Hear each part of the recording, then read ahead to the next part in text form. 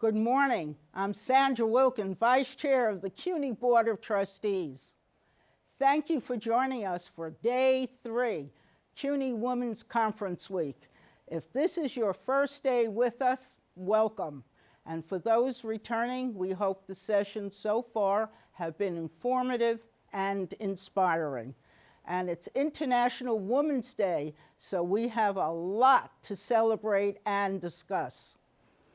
This morning, we have a lineup of stimulating conversation in store for you. First, I'm excited to join 5 of my fellow CUNY trustees in a panel discussion moderated by CUNY TV's Carol Ann Riddell. We all bring different experiences to the table as trustees, but we share a true passion for education and mentoring other women. We think you'll hear some interesting perspectives and what we've learned along the way. Following that, we'll turn to a group we're especially proud of, our CUNY military family, veterans, dependents, spouses, and military-connected individuals. University-wide, there are 3,000 student veterans and reservists on our campuses, and many of them are women, including some joining us today to talk about everything from mental health issues to career paths for women vets. And we'll wrap up things today with a few words from our special friend of CUNY and one of the most inspirational alumni, Queen Diambi of the Democratic Republic of the Congo, a 1992 graduate and valedictorian of the College of Staten Island and supporter and representative of many international charities, initiatives, and programs focused on Africa. Now, I'll join Carol Ann, who will moderate the panel discussion with our CUNY trustees. Hi, everyone, and thank you, Sandra. As part of CUNY's Women's Conference Week, we are having some very intentional conversations around supporting women at every level and learning from each other. And so we are thrilled to bring you an incredibly accomplished panel today. I am joined by several members of CUNY's Board of Trustees, women who have excelled in many different areas, from government to the corporate world and nonprofit leadership. And all of them care deeply about education and helping other women. So thank you so much to all of you for being here for this important conversation, I think. We're glad to have you. Very much so. So before we get started, I'd just love to have everyone briefly introduce themselves, tell us a little bit about themselves. Sandra, perhaps we could start with you. Well, first of all, it's a pleasure to be here with you, Thank you. Carol Ann, and especially the support of CUNY TV for so many of the important discussions that we have at CUNY. Just by way of information, I've been on the board since 2016, and with incredible women that you'll be hearing from today, and also the support of the Chancellor and the Chairman, Chancellor Phalo Rodriguez, and of course our Chairman, Bill Thompson, and was asked to serve as Vice Chairperson from Governor Kathy Hochul. In part of my life, if we're not always focused on things that we need to do, I serve as principal of my company that is involved with construction. I know, and I want to talk about that. In the building industry. Yeah, that's interesting. All right, Lorraine, could you please tell us a little bit about your background? Sure, I'd be happy to. Thank you. I'm really thrilled about this opportunity also. Thank you. I am a native New Yorker, born and raised in East Harlem, CUNY alumni, which I am very proud of. I have been blessed to have had a career in the corporate sector, the nonprofit sector, government, and currently I am the commissioner for the New York City Department for the Aging. Thank you. And Salma too? So first of all, I'm really happy to be here Thank today. you. We're happy to have you. Me too. So I am, first of all, a student at the New York City College of Technology, where I study architecture. I am also the chairperson of the University Student Senate. I was born and raised in Guinea, West Africa, and when I came to the US, my first thing was to start the creation of my not-for-profit organization. My goodness. That is now a very official 501c3. So I'm also the founder and chief executive officer of that organization. Oh my goodness, I don't know what you're going to do next, but it's going to be impressive. I want to go now to the trustees who are joining us by Zoom, and perhaps you could just, each of you, tell us a little bit about yourselves. Una, can we start with you? Yeah, good afternoon. I'm Una Clark, and I'm probably the longest lasting serving member of the Board of Trustees. I think I have a year or two above the others. I came to the United States as a foreign student, so I'm probably one of the two foreign-born members. I came as a student and I've kept involved. I was here at the beginning of the civil rights movement, and rather than going to school to do business management, I did education so that I could be an active person. And I finally ended up at City Hall as a member of the New York City Council as the first immigrant, fighting and making sure that those who come after me would have the same opportunities that I've had. Yes, thank you for that. And Jill?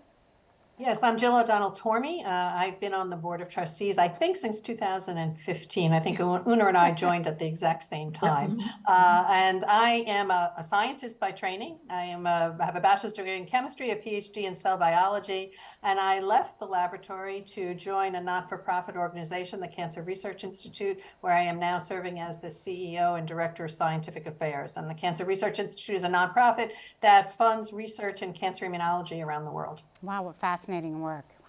All right, Myra. Hi, Mayra Linares Garcia. I joined CUNY 2016. I remember because I was 9 months pregnant at the time, and my daughter's now The way we mark things sometimes. 6. Yeah, that was a fun one, walking and getting confirmed in the Senate with a really big big belly. They were scared to ask me too many questions, so it was a pretty easy one for me. But I work at Liberty Coca-Cola Beverages, which is the bottler for New York, New Jersey, and Metro Philadelphia. I'm their vice president of public affairs and communication. I have a background in government, and I've done a little nonprofit as well. But usually the work you don't get paid for is one of the ones you have the most passion for. And this is definitely something that I just have so much passion and love for, to support our students and faculty. Well, thank you for that. Well, it certainly is an impressive group, so let's get to it. So Sandra, I want to start with you. You founded Bradford Construction. I know you've also been very involved in advocating for women and minority-owned businesses. You also, I believe, co-founded the Women Builders Council, and you said it was all about breaking the concrete ceiling. So I'd love to hear a little bit about that journey, because I do think that construction management is something that people think of as very male-dominated. To reflect back and to see where we are with women in the building industry, just by way of statistics, there are approximately 10 million industry folks in the construction industry, and less than 1 million are women. Wow. Wow. That's really quite staggering. And so we have a great deal to do, as we heard. Salama too is hearing and learning about architecture here at CUNY, and that's where I think is the most important aspect for women in the building industry, is to make sure that we create a path for other women to be able to have a viable way of having a career in the industry in particular. A lot has to do with the education. We have here at CUNY STEM programs, engineering programs, architectural programs, and we're seeing more women coming on board to Good. take classes that will give them the leverage to be able to have opportunities that are out in our industry. And Lorraine, as someone who has gone so far in government, you also served as New York Secretary of State. How do you think we're doing in terms of getting women into seats of power? Well, I can tell you that I think I was the second Secretary of State, and it took them, and the first Latina. So it took them 220 years to get there. So that'll give you a sense of the pace. I think that it's been a long, arduous road. Yeah. But I think what's important is that each one of us in leadership, and I've said this, I say this all the time, there was no honor, there was great pride, but there's no honor in being the first Secretary of State that's of Latina origin. The great honor comes that there have been 4 right behind you, so that you create pathways. And I think that was one of the questions you were asking Sandra earlier. We have a responsibility. We've been blessed. We are all standing on the shoulders of someone else. And we have the responsibility to keep putting that forward and making sure that that pathway widens so that many more can follow. I look at the students at CUNY and I just am overjoyed to see so many of us so many of them in STEM programs and just advancing. That's what we need to do. Yep, It's a slow road, but it's slower if we don't make the road wider. Yeah. And it's our responsibility to make it wider. Well, you know, that leads to my next question, because all of you are so accomplished. But that got me thinking about role models. And I know, thinking of my own career, that there was one woman in particular years ago, a journalist, who kind of changed everything for me. And so I wonder about how you feel on the importance of role models, particularly for women. And maybe we could bring in one of our trustees who's joining us remotely on this question about mentors and role models. Anyone have a thought on that?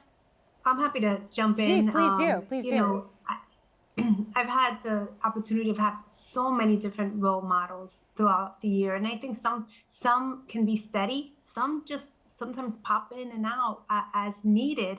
And you know, from my political career, I had Jones Rano Laffer, who was this Jewish woman and took me everywhere, didn't let me go. To Carol Robles Roman, a former Board of Trustee member, who taught me to talk in numbers, right? You want to talk in a room with men, you better know your numbers. Yeah. So I've had the ability of just evolving within myself with so many different influences, starting with my mom, you know, that she taught me, look, you have to have tough skin. I was raised in a political family. And, you know, you have tons of people that may love you, but tons of people that may not care for whatever position or influential role your family member's holding. And that weighs heavy on a family. Sure. So my mom really taught me a lot of that. And I think that, you know, as we like a blanket, we just add it all together, we could really do so much. But passing it forward is the most important part. You know, Salamatu, talking about mentors, I mean, you're such an accomplished student leader, but what would you say to young women about how you find that first mentor? How do you do it? I think in CUNY in particular, that becomes a little, we could say, a piece of cake, because CUNY has so many great programs and good opportunities for students to get involved in. I am an alumni of the Borough of Manhattan Community College, and I remember my first semester, first thing I did was look for a mentor. There was a program, they advertised it, and there was a mentoring thing. I was like, I'm in. I met my mentor, and that's how I got my first information about the college, and I learned about the wide opportunities available. And from there, I just started flying. So CUNY does have the programs and the opportunities where students can connect with each other. But when you start taking advantage of that, you start meeting more people. You start understanding the values of your professors, the people in leadership that you're working on, and everybody starts feeding off of each other. Yeah, and it's so important to take that first step. Exactly. So all of you as trustees of CUNY are obviously devoted to education issues. Una, I wonder from your perspective what you feel is sort of among the most pressing issues facing higher education right now, and particularly for women. Una, I was wondering if maybe you'd want to answer that. I think that there are many opportunities, and women ought to be brave enough to say, I can do this and I will do this. I know that for myself, I have always sort of look at my brothers and say, whatever they can do, I could do better. So that I have always felt that women have the same opportunity to compete and to do as well as men can do. So I am not afraid to break the glass ceiling if I think that there is something that needs to be done. Well, thank you for that. You know, Jill, a question for you regarding science. We know that historically women have been underrepresented in some of the STEM areas. How do you feel we're doing now? Are we making progress, and are we making progress quickly? I think we're definitely making progress. I look back at time when I was in college. I mean, after my freshman year, I was, a chemistry major, and I was the only woman in all my classes. And that I think has totally changed. I mean, we fund young researchers. We fund researchers now that have their PhDs, and we see probably a good 50-50 mix of men and women applying for postdoctoral fellowships. I think so. I think it's slowly. That's 40 years from me being in college to where we are now. So maybe it's not as fast as we'd like, but I think there's definitely many, many more women going into the STEM fields, and I think it starts at the very youngest age. And I think there's many more opportunities. And I look back on my own education. I went to an all-girls Catholic school from the time I was in kindergarten. So I never had a man in my class until I went to college.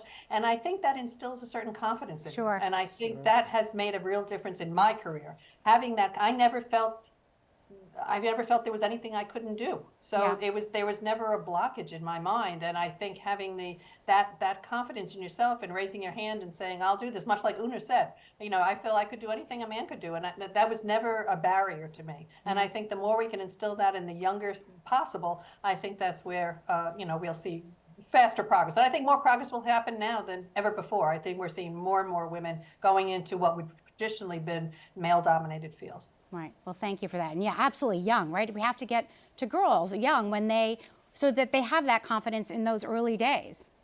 So another question I have for all of you, and I can't help but be curious about it, but what motivated you to want to become trustees? And did CUNY play a specific role in your careers somehow? Lorraine or Sandra, would you like to take that, or both of you? I'll take that. I'll take that as a CUNY, and we're both CUNY alumni. Yes, so I know. Proud CUNY alums. Proud CUNY alum. It was interesting because there was no hesitation that I was going to go to college, right? And that wasn't the norm when I was in high school, coming from the community I came from. But it was clear to me that CUNY was an opportunity. So I think as an alum, I think those are the things that we have to do. And why did I want to become a trustee, I think was the original question. Yes, that's right. The original question was because CUNY gave me so much. I learned at CUNY. CUNY was very supportive of me in some very challenging times. And CUNY helped my family also in a lot of ways. So there was natural for me to think that paying it forward back to CUNY in other ways. And I had the benefit of serving on the Board of Regents for about 8 years, many moons ago. And I knew the value of that, and I said, okay, now it's about presenting that same kind of opportunity in higher ed. So it was a commitment. It was about public service and about being a servant leader, and CUNY gives you that opportunity. All of you must be so busy. Well, I can't agree with Lorraine more.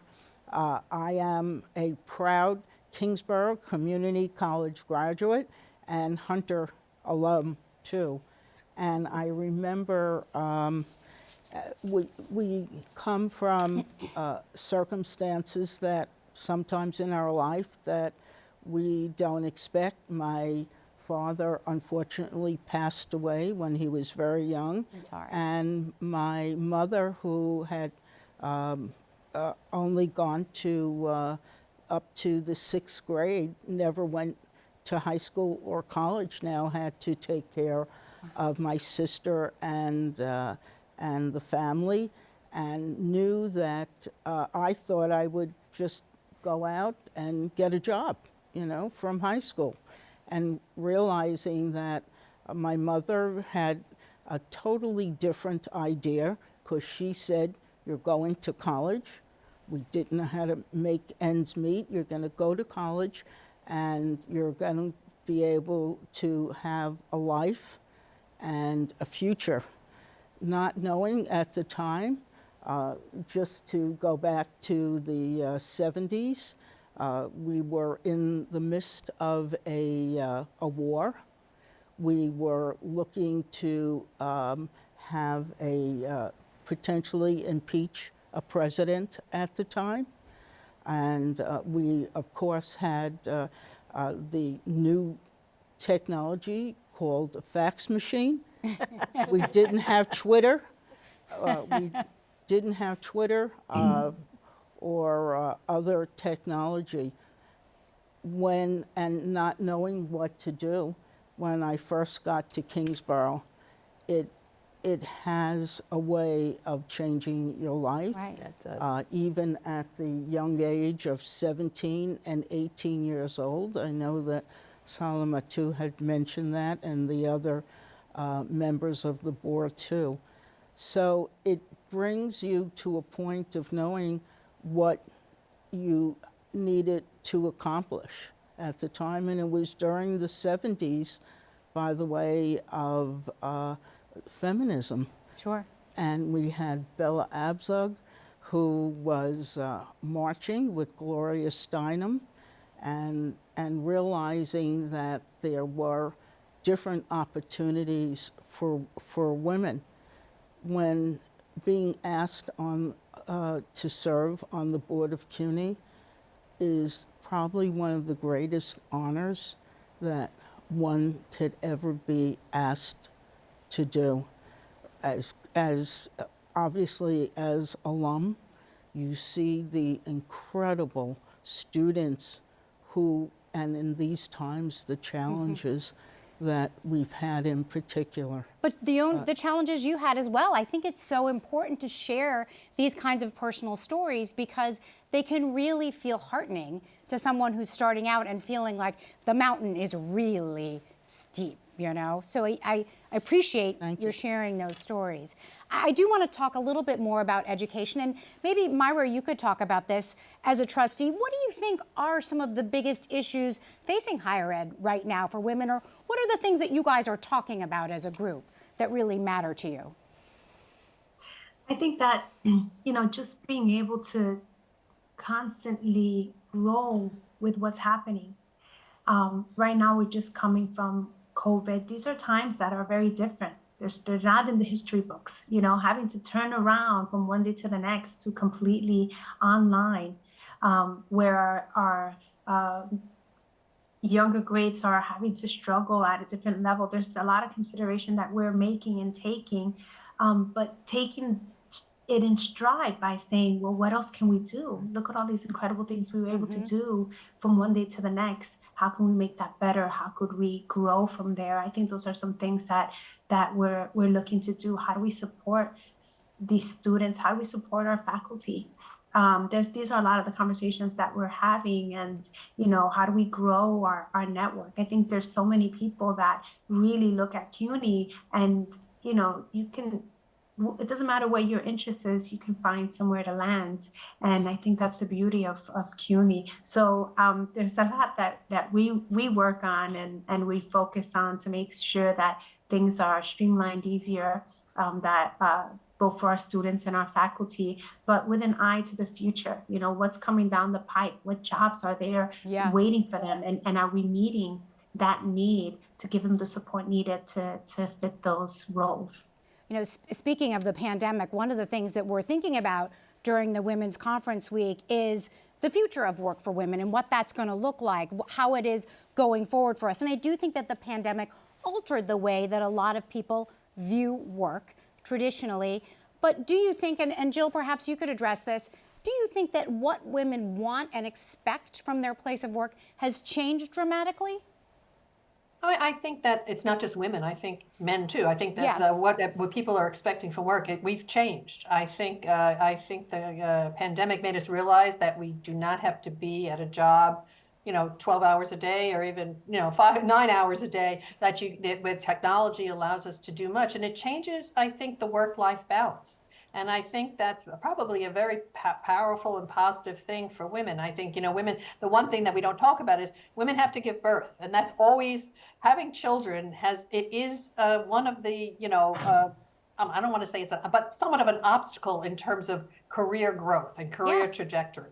And I think perhaps with what is happening with hybrid and being able to be more flexible in how you work and when you work is an actual positive, because I think it allows the flexibility. You can have you can be home with your children, but you can still do all your work pretty easily at different hours of the day because of technology. And I think men are realizing that too, that there is a work-life balance. I mean, we didn't have paternity leave when I was giving birth. Now men expect paternity leave. And I think there's an entire lifestyle change that's taking place. And I think it's positive. And I think it shows us that there are different ways of doing it than what we maybe thought there was. And I think in the future that's going to continue. And maybe that also creates more parity between men and women who are seeking the same quality of life and work. Yes. Who knows? Yes, Very much. I think that's right. One of the things that I did in preparing for our conversation today was to take a look back at McKinsey's Women in the Workplace study from last year, which I'm always really sort of interested to see. And while it's clear that women have made a huge amount of progress, some of the numbers are really still startling, particularly when you get to senior leadership in corporate America. So the report said that only 1 in 4 C-suite leaders is a woman, and only 1 in 20 is a woman of color. So where is the breakdown? What do you guys think? Would anyone here like to jump in on that one? And I'd love to have more than one person comment on this if you'd like. I think that there's structural bias, and we have to confront the fact that there's structural bias. I think about the way men get to the C-suite. It's usually through collegial relationships. So if there's a pipeline, then that is going to become a possibility. Right. But if there is not this pipeline that's cultivated, particularly with women, you will see that it's not going to be possible. And then you can see in the tumultuous time that we live in, the structural biases that we are things that I thought we were over, and how they're coming back with a vengeance. We need to make every effort we can as a public education institution to really take on those challenges and to find support so that we can break that structural bias. And that's a reality. If you talk about what were some of the challenges in education, one of the challenges in education is that we're a public education. When I went to CUNY, I had free tuition for 4 years. Frankly, I went for 5 years. So it was free tuition. And yet you look at our public institutions now, that we are having, talk about structure, we have a structural deficit. Yeah. So and yet we see the economy, the state's having budget problems, the city. Those are the things that we as trustees have to tackle with all the time. How do we address those? What are those priorities?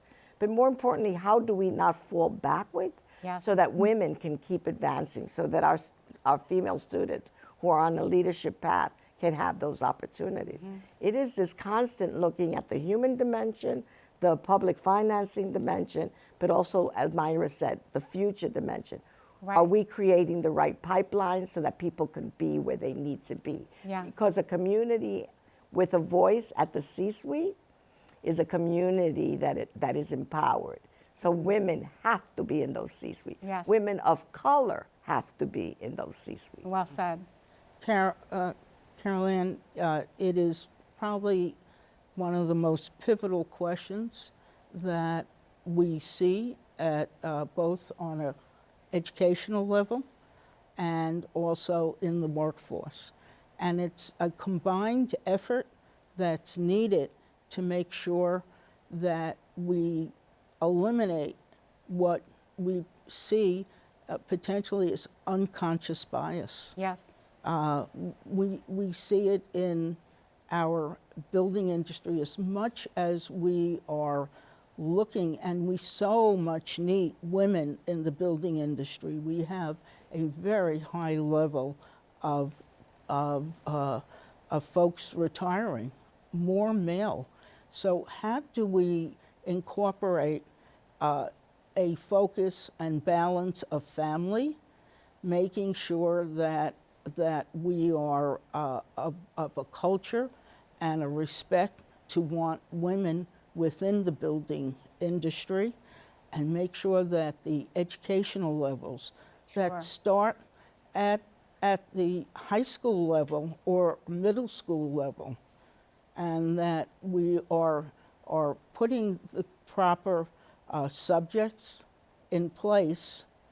And when I know when I went to school, you had home economics and STEM, and you took typing.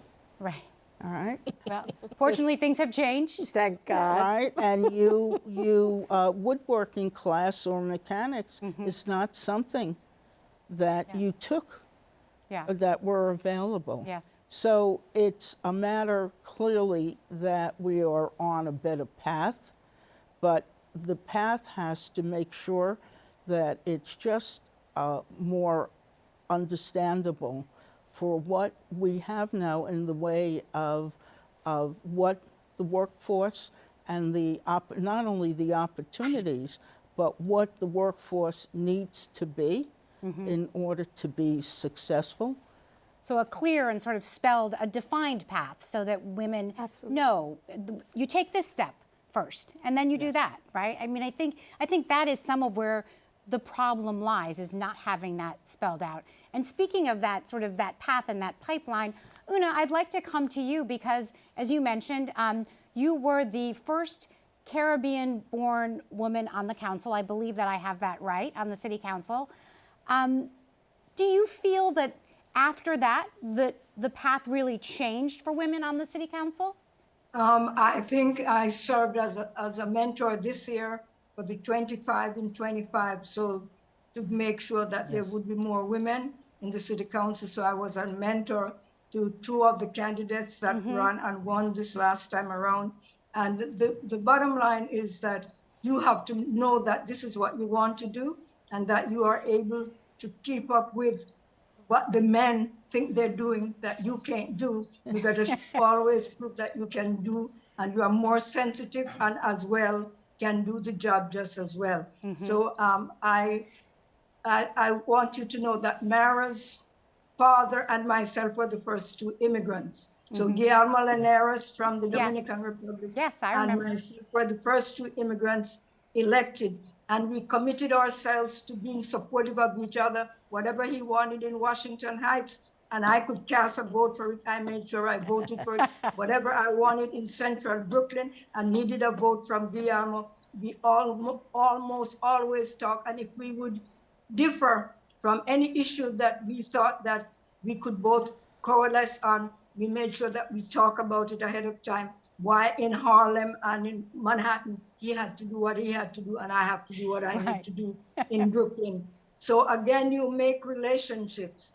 And for me, as an immigrant, it was not so much about me, but I came here during the civil rights movement, and I saw the disrespect, especially for people of color. And I wanted to make sure that once I started with the civil rights movement, whatever I do thereafter would grow on what I have already, the foundation that was already built. That's what got me to be close friends with Shirley Chisholm. It got me to be close friends with a lot of Colonel and a lot of the members of Congress. And that's why I remain in politics rather than went back to education. I am an early childhood person, and that's really one of the reasons I became a trustee, because I was a mayoral appointee, and the mayor wanted to start the 3K program, and he discussed how that would be done. And so as an appointee, I made sure that I carried the message that the earlier you get young people in education, especially the disadvantaged, that you give them an advantage at an early age. Yes, so absolutely. I am, as an immigrant, I always think of for whom do I make a pathway? so that if you look at the southern border and you wonder, I didn't come to the southern border, I came through JFK, but it's the same issue, that there are always people who feel that you have no room and there's no place for you, and you got to let them know that you find a place, and you're going to make sure the place that you find, that you're going to make room for other people to participate. You know, it's a good line for all of us to keep in mind. For whom do I make a pathway? Absolutely. Yes, you know? That is. Salamatu, how do you feel hearing all of these women talk about both their journeys and the obstacles that remain? How do you feel about your own future? I feel good about my future. So I don't have any brothers. I only have sisters.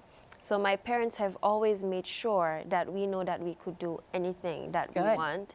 And that helped me, that shaped me to never be afraid of anything. I feel like CUNY is a beginning for me, and it has been a beginning for multiple female students and all students all over the world, not only New York City. So when spaces that are beginnings for people like me are good, then we can be good, then we can hope for a better future because we had a good beginning. And with that, I'm going back to what can higher education do better? What can we do better in public higher education, especially in CUNY, is to make sure these places are comfortable for us, that we have what we want in order to excel. Another thing that I'm gonna say, may be a little silly, but when I was way younger, I was thinking, if in this men's world, they think that they're gonna control the space, you can have your space, I'm gonna create my own space. All right. And in my space, I'm gonna do whatever I want to do. I like to hear I it. think entrepreneurship is important. And I'm so happy when I see all these students wanting to be creative, creating their own businesses. So I think if CUNY can take that, CUNY does a great job with small businesses, training people, but I think that if we focus on that a little bit more, who's going to care about these statistics? Women are going to be bosses in their own businesses, so they can keep all their C3 or whatever that is. And I know that supporting minority and women-owned businesses is something that this group cares very much about. Myra, is that something you want? I see you nodding. Do you want to comment on that, the importance of that effort? Oh, let me tell you, I will not take that away from Sandra. That is her baby. But Okay, I okay. have to say that I know is that it is, critical Sandra. I know that too. across the board. Yeah. You know, and industries to have that, and everyone can do their little bit. I mean, when we're looking at our investments, we're saying where can we spend a little more to make sure we're doing the right thing to support those smaller businesses. But I'll throw it back to Sandra because that's her baby. A comment on that, Sandra? Oh, my goodness. We have the legacy here with the Honorable Una Clark, who started the very first law in New York City for minority and women businesses. And it grew to having the legislation, both at a city level and also the legislation for New York State in growing minority and women businesses, because it's truly the economic opportunity. 95% of all businesses in New York are considered small businesses. Sure. And what CUNY has done is to advance the minority and women business programs so that it procures from everything. And Salamatu, we will make sure from an architects to procure architect for design, and a way for including construction, to procurement of all sorts of supplies. Everything that CUNY now purchases, it has a goal for minority and women businesses. Terrific, yes. And there is this notion, all boats rise, right? It's good for the whole city when this kind of opportunity presents itself. It's truly an economic empowerment, and you have Myra, who is a force of nature with her business in terms of what she does on the private sector, and Lorraine here, and Jill. I mean, I have to say, I'm just beyond thrilled to see the direction that we have and the policies that are looked at to advance CUNY and to advance New York. In that regard. I just wanted to add that what Trustee Wilkin is saying, you should almost always remember that some of the highest paying jobs are in the construction trades. And we have to help women to understand that if you want to make some money, put on some boots. If you are so tasked to become to learn the trade and get in there, you can do just about everything and anything in the trade as a woman. Yeah, absolutely. You know, I'd like to get to a few questions sort of geared towards perhaps younger women who are part of the conference that might have some of these questions. One of them is there any particular habit or personal principle that any of you have that you believe has been really fundamental in your success? One thing that you do that you believe works. I don't know, Jill, do you want to jump in on that? Sure. I mean, I think I can say two things. I feel like no matter what your job is, the most minimal entry-level job that you may start out, do the absolute best you can do in that job and never feel that anything is beneath you. I think if it sets an example. And I said, as you work up now, you know, I'm the CEO of my organization. I set the stage. I feel like I set an example. Nothing is beneath me. You know, I don't expect people to do all my Xeroxing for me, but, you know, I empty the dishwasher when I come to work, you know, if I'm the first one there. I start you know, like, I mean, I think showing an example that nothing is beneath you. Every job is a valuable job, and you should do your best at whatever you do, and I think that gets recognized. I really do, and I think those are the type of people that other people want to hire and take on because they're good workers and they show commitment. So I think that's really important. Yeah, that's a great piece of advice. Now, was there a second one in there you were going to tell us about? No, I think that's kind of, you know, it's do the best in your job and also set an example when you're in a position of leadership. Set that example so that others follow you. I love the story of you emptying. You're in a privileged position and they're beneath you, but that you know you're willing to do whatever it takes, and I think others respect that and follow you. Well, I love the idea of you going in and emptying the dishwasher. I bet your employees do as well. I bet they do. So I'd love to put that question, though, to others. Lorraine, I saw you sort of nodding when I asked that. Do you have a particular thing that you think has worked for you? There are two things that I live by, and I employ them obviously at work, but it's a life value, which is leave it better than what I found it. And it doesn't matter what I'm doing.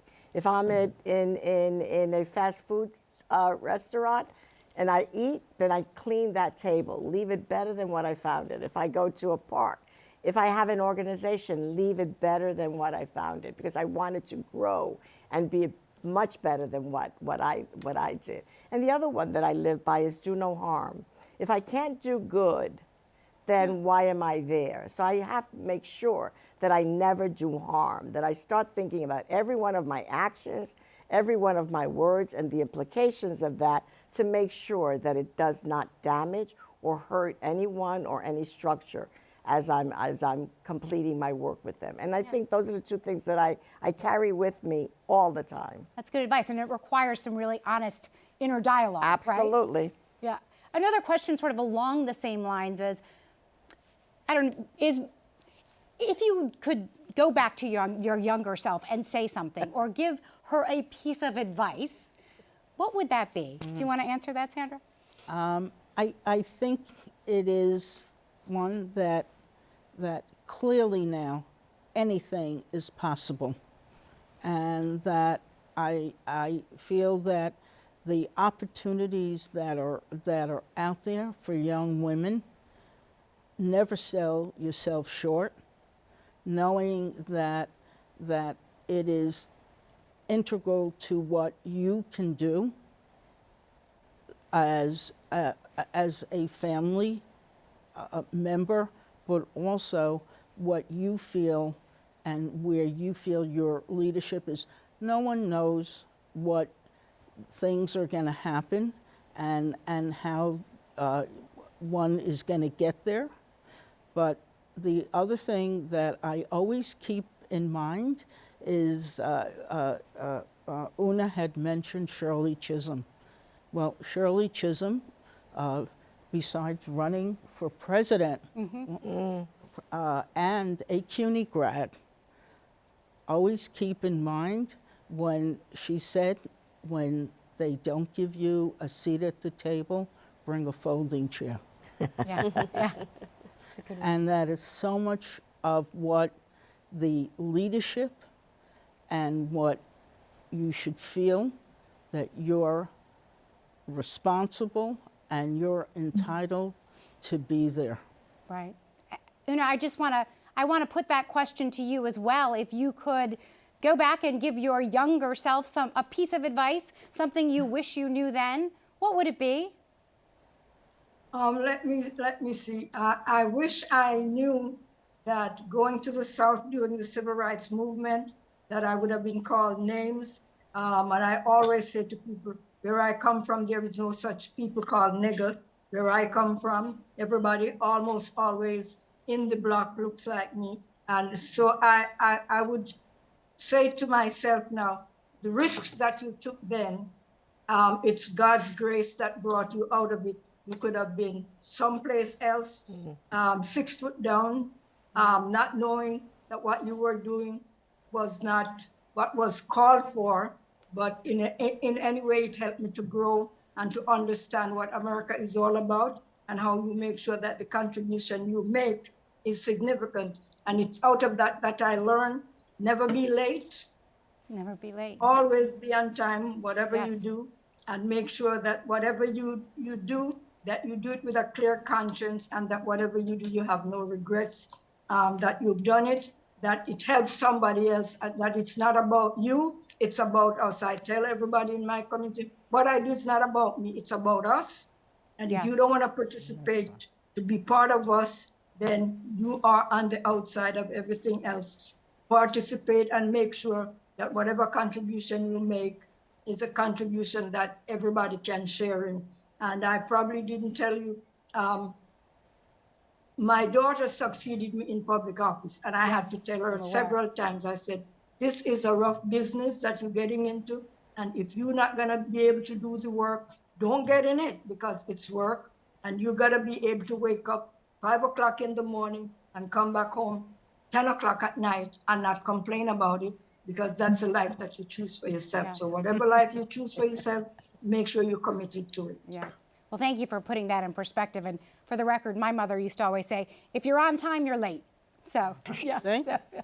So, Myra, I do love this sort of advice question. You have a lot of expertise in communications. So, and I think that communications and sort of the way that we present ourselves, particularly for young women starting out, is so fundamental and can be a game changer. So is there something that you would say on that front?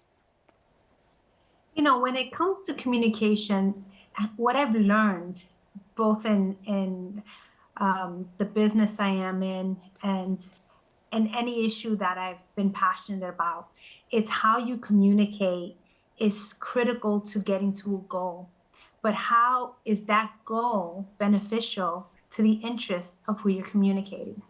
Right. So I think that's just something to think about. And for young women, as they're looking to get into whatever it is that you're doing, you know, find whatever your goal is, whether it's an organization or a cause, to bring people together on that cause is finding a way of communicating that goal in a way that that personal interest is going to connect to. So if I'm thinking corporate and I want to support a nonprofit organization, I have to show them why supporting this nonprofit organization is so important to our bottom line and so important to our growth. And being able to still have a common thread, but finding different threads that will tie us together to that goal.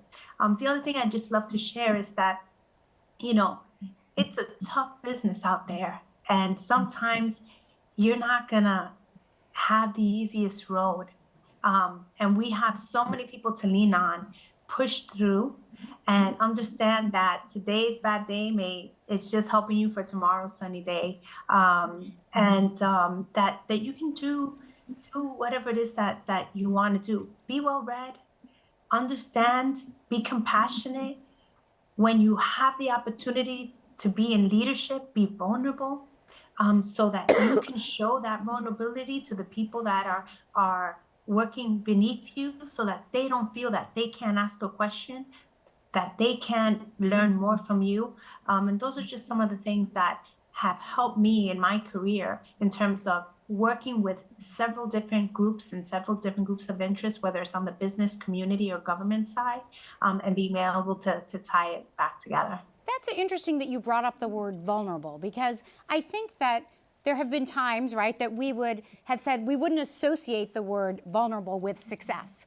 But I think our notion, our understanding of that is really changing, because we value a sense of authenticity now in a way that we didn't before. Right. Would you agree with that? Absolutely.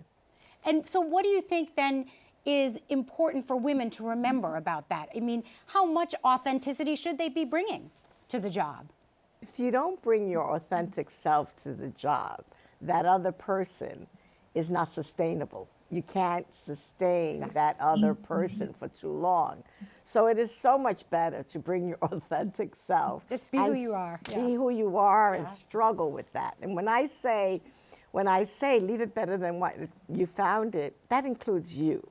That's organizations, but that's also you. So if I'm here, I want to be a better wherever I'm going to go next. And so just remember that authenticity, especially in the business, you know, that Myra, Una, and all of us, you know, sort of touch a little bit, is politics. You have to be your word. That's what distinguishes a great political leader than from other people who hold the office. Una is her word. Una tells you, I'm going to do that, she's going to do that. You know, it's a promise made, a promise kept. And being your word is one of the most essential things. Particularly, I think it distinguishes women from men. Because I'm not saying that men are not authentic and are not forthright, but it's a natural state for women. And I think that is the greatest value you bring to any organization. Yeah, we lean in a different way. We lean in a very different way. Yes. In the building industry, it is so much involved with not only the day-to-day tasks, but it's all about the people who are there who can successfully build. And you often see women taking on the role of making sure that the people that are on the team become heard, and that their understanding of what their needs are. And we see that with the younger women, the younger engineers, the younger project managers that are coming about. They take on a different kind of attitude and culture that they bring to the jobs.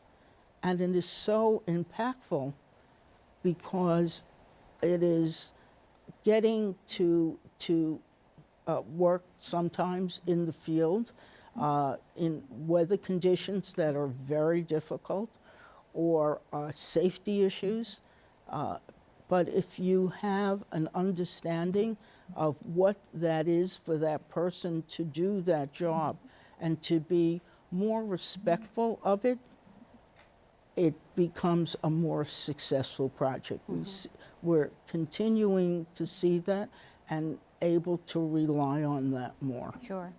You know, Salamatu, we've been hearing from all these women who are further along in their careers than you about sort of what they have done well or what their sort of principles are that they stand by. But you've done so much already. You came to CUNY as a first-generation student. Now you're a trustee.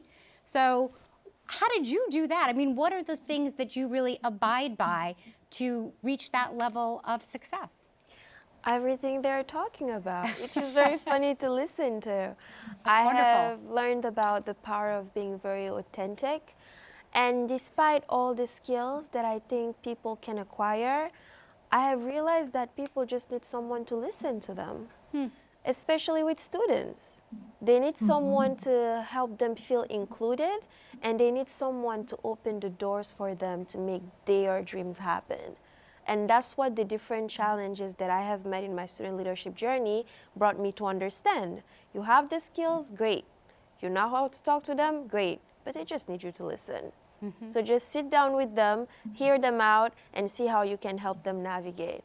So me becoming a trustee was kind of the pinnacle of all of this, because on the board, working with so many great people, Sure. representing great people from the student population, you have to answer their needs, but you also have to listen for the things you don't necessarily know.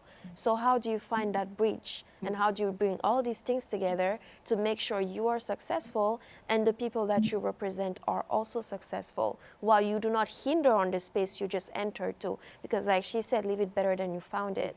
And we're not here to destroy it either. So it was very interesting. So listening, I would say, being and staying authentic. And one thing I always say is making sure that when you're alone in your room and no one is watching, you're happy about yourself. Feel like Well, that is some good advice. you're happy with yourself. No one is looking at you. There are no cameras. There is no one looking. There's no one speaking. It's just you and yourself. Are you able to look in the mirror and be like, I did what I could do. I did my best. And this is just what I could do. And I was able to please my sense of doing good for people. Because you can never be perfect, but you can avoid moments where you feel really shameful about some really bad decisions that you made. And we all make bad decisions periodically, We but do. yes, being honest with ourselves about them. Yes. I just have to follow up quickly on this. What do you hope you accomplish as a trustee? What is your #1 goal? My #1 goal is to make sure the students know what a trustee is. The students great know answer. what a trustee is, and the students know the resource that is available to them. I want the trustees to become closer to them, to have these conversations, Sure. and be able to interact with students in a way that is not necessarily political. Because even the students who know about the trustees think it's only political. I can only speak with these people about policies. But these are CUNY alums. These are industry professionals. These are people that are doing things that we also want to do. So how can we approach them? And how can we make this separation between, okay, there are the policy side, but there is also this humane side. Sure. So that's my biggest goal. And we are moving towards it because the trustees are really open to meeting the students. Well, I just love that we have a student trustee, for one thing. I think it's really wonderful that we have that voice represented so strongly, and thank you for doing such a wonderful job at it. Absolutely. So, we have just about 5 minutes left, and I would love to give everyone just a moment to have sort of a closing thought or something that you might want to say to those who are participating in the conference. So, Una, I think I'll start with you if you have a thought you'd like to share with the group before we say goodbye.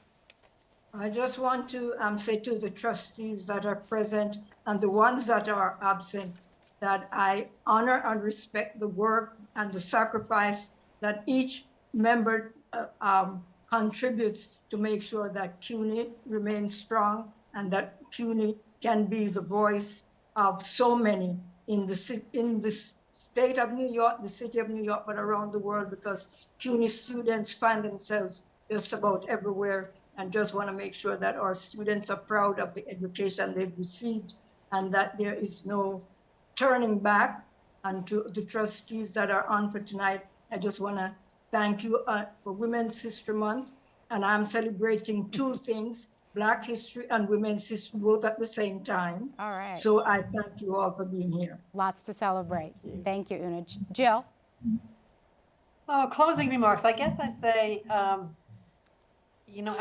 think we feel women can do anything. And I think people should have, I think everyone deep inside knows that. And I think you need to have the confidence and the ability to trust yourself and take risks. And I think, be happy with what you do. I think that's really important. Yeah.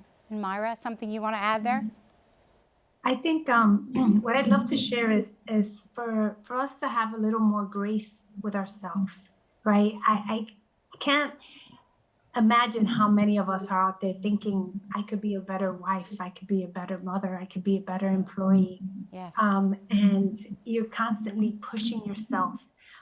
But we should give ourselves a little bit of grace, because only God knows all the things we had to do to get where we are today. the laundry, the kids, whether it's a parent or an exam or the jobs you have to take. Only God knows how hard it is. So give yourself a little bit of grace as you're going through, and don't be so hard on yourself. I love that. Thank you. Lorraine? My closing remarks would be, grab somebody, ask them, how did you get there? How do you do this? Just make yourself open to asking people questions and receiving the information that you get. I ask every woman who is participating in this conference, turn to the woman next to you and say, how did you get here? What are you getting? What can I do differently? Ask for feedback. Feedback is one of the best mirrors you can have. Absolutely. And then the last thing that I was saying, I wanted to say, what would I have said to my young self? Yeah. My young self, I would have said, every bold step has a consequence. Take the consequence, enjoy the consequence as much as you enjoyed the bold step.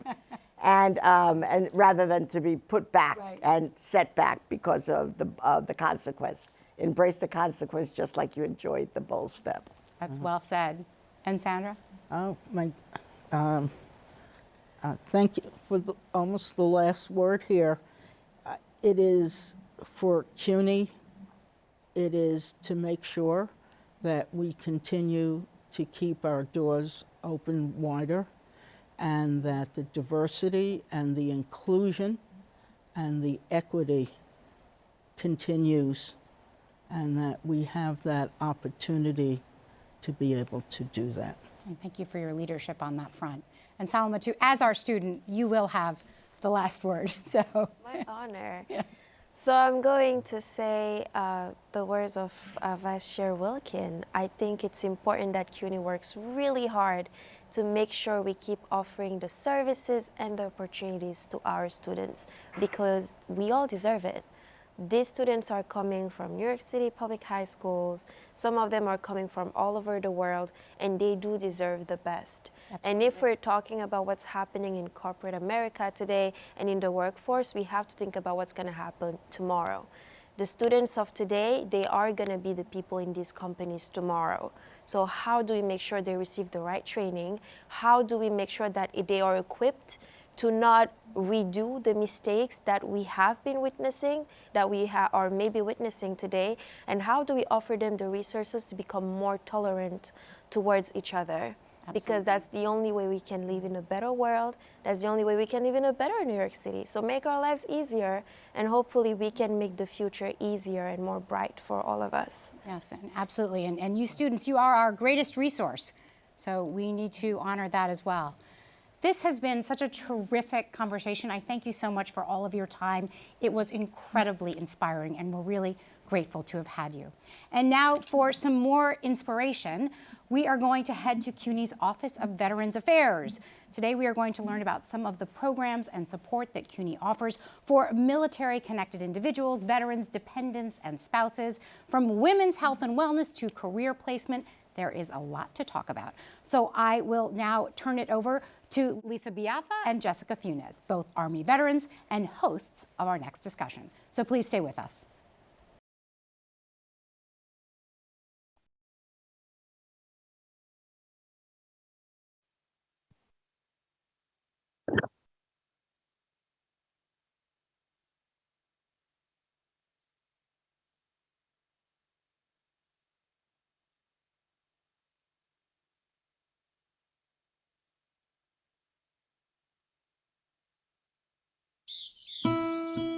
Welcome, everyone.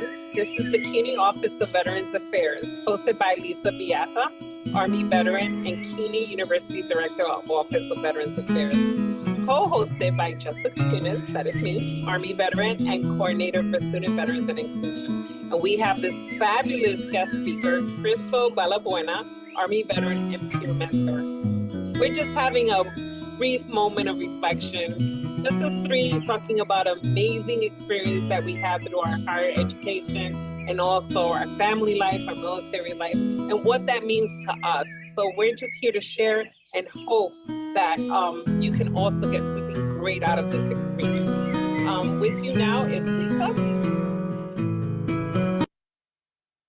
Hello, my name is Lisa Biaffa, and I am an Army veteran. I'm the first university Director of Veteran Affairs here at CUNY Central Office of Veteran Affairs, known as COVA. COVA has been here for over a decade and a half, not just to support students with admissions, retention, and postgraduate success, but in every way that we could support our military-connected students. We've been here to recently work with peer mentors through our New York City Council, as well as through Credit for Prior Learning and CUNY Reconnect. Today, you'll hear more about our services and the organizations that support us, like Veteran Service Dogs, Edge for Vets, the David Lynch Foundation, Veteran Heart, and Student Veterans of America. Next, you'll hear from our amazing student veteran, Crystal. Hi, everybody. My name is Crystal Balbuena. I'm 24 years old. I'm a mommy. I'm a student at CUNY. I'm a peer mentor, and I'm also an Army vet. I go to BMCC with a degree of criminal justice. And hopefully I will be transferring to John Jay to continue my criminal justice bachelor's and on to law school after that. Awesome. So I have a question, Lisa. You have mentioned that you are the first woman veteran university director. Can you just elaborate a little bit more what that means to us within CUNY? Sure, it's sort of going boldly where no one else goes before. But on a serious note, it's taking up responsibilities that others may not want to be responsible for. Also trying my best to support veterans, women veterans, and work with amazing students like Crystal. Okay, Crystal, are you the first veteran in your family, also woman veteran in your family? I am the first woman veteran. I am not the first veteran though, but woman veteran, yes, I am the first. And how does that feel like? It's very rewarding, especially being a small, petite girl. They thought I would be able to do it, none of the men, but it's definitely rewarding seeing my mom proud of me like she was proud of my older brother. Okay. Lisa, and also once Lisa's finished answering this question, the question goes also to you, Crystal. Are you a CUNY alumni, Lisa? Sure, I have attended College of Staten Island as well as the CUNY Graduate Center. I've taken a few classes, doctoral classes rather. So I'm exploring my education as I'm working for CUNY still. Crystal? Yes, I go to Borough Manhattan Community College, and I will hopefully continue to another CUNY school, John Jay, and maybe CUNY Law or NYU, not sure. Okay, Lisa, thumbs up to CUNY Law CUNY School. Law. So Lisa, what are your barriers as a university woman veterans director, if any barriers, whether it's student engagement or being accepted among your own peers? How does that feel like? Sometimes it can be a challenge because you're speaking about only 1% of the country has served. So you're a specialist most of the time. However, your views sometimes are challenged as far as your perspective or your expertise on military, on the military population.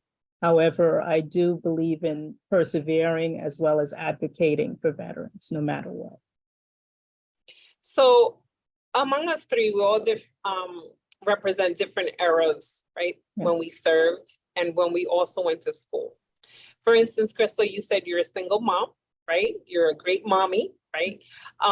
When I went into the military, I was at LaGuardia College getting my associate's degree. And then I went into the military in 1999, around there. And I had to balance school as well as being a reservist at the time. So what advice do you have someone who is an Army veteran, single mother, and going to school and working, because you are working at the office of CUNY Central? What advice do you have someone for a single parent, whether it's a woman, whether it's a male, what advice would you have for them? I would say pace yourself.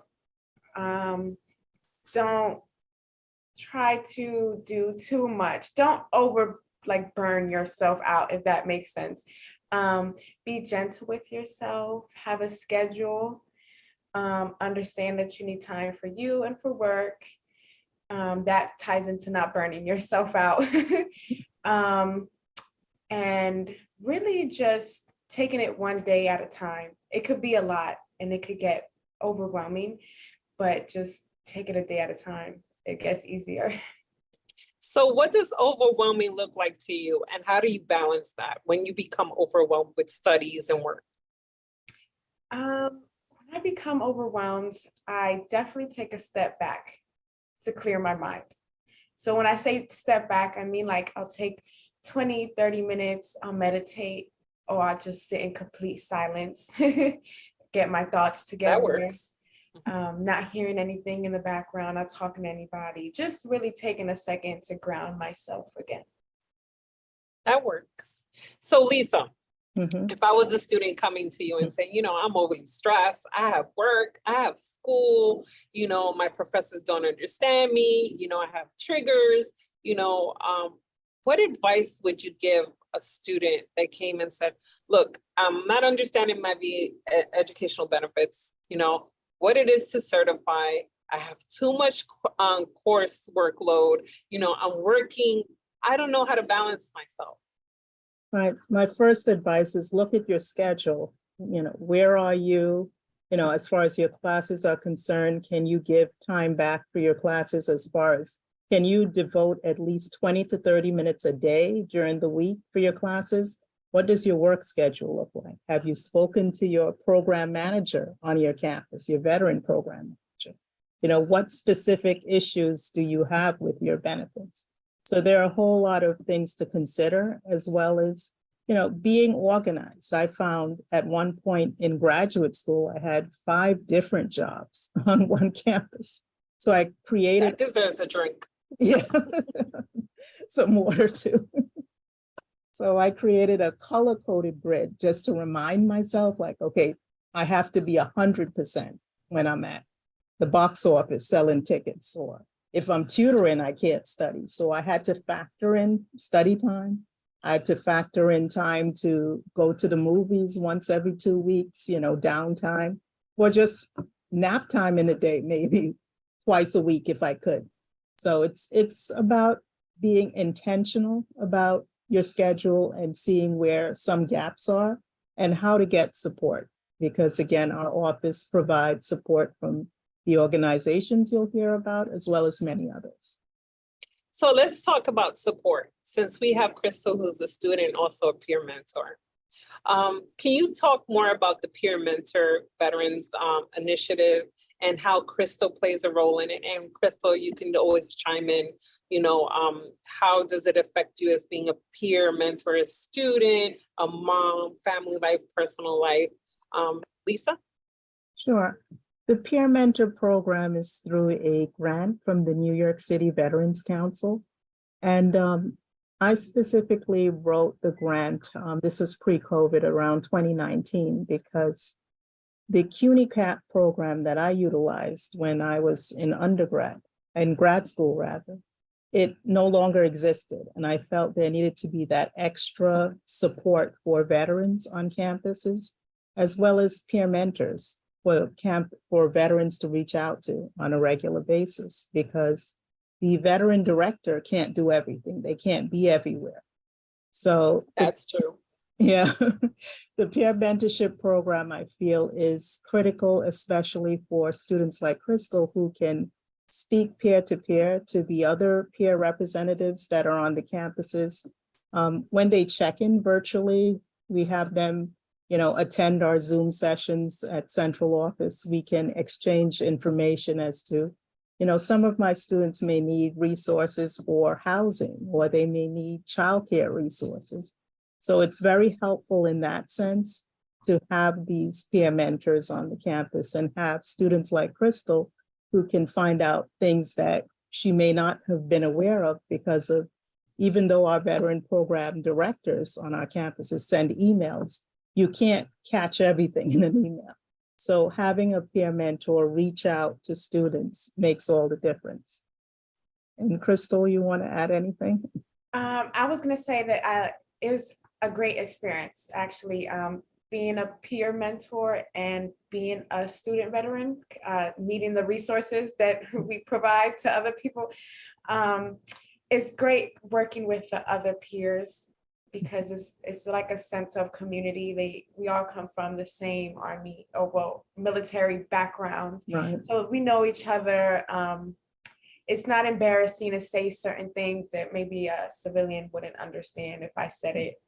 But then it's also great being a student because now I know all the resources and I'm learning for myself when I need help with my benefits or when I need help with all of my military things. So how does central office differ from the veteran centers, or are they the same?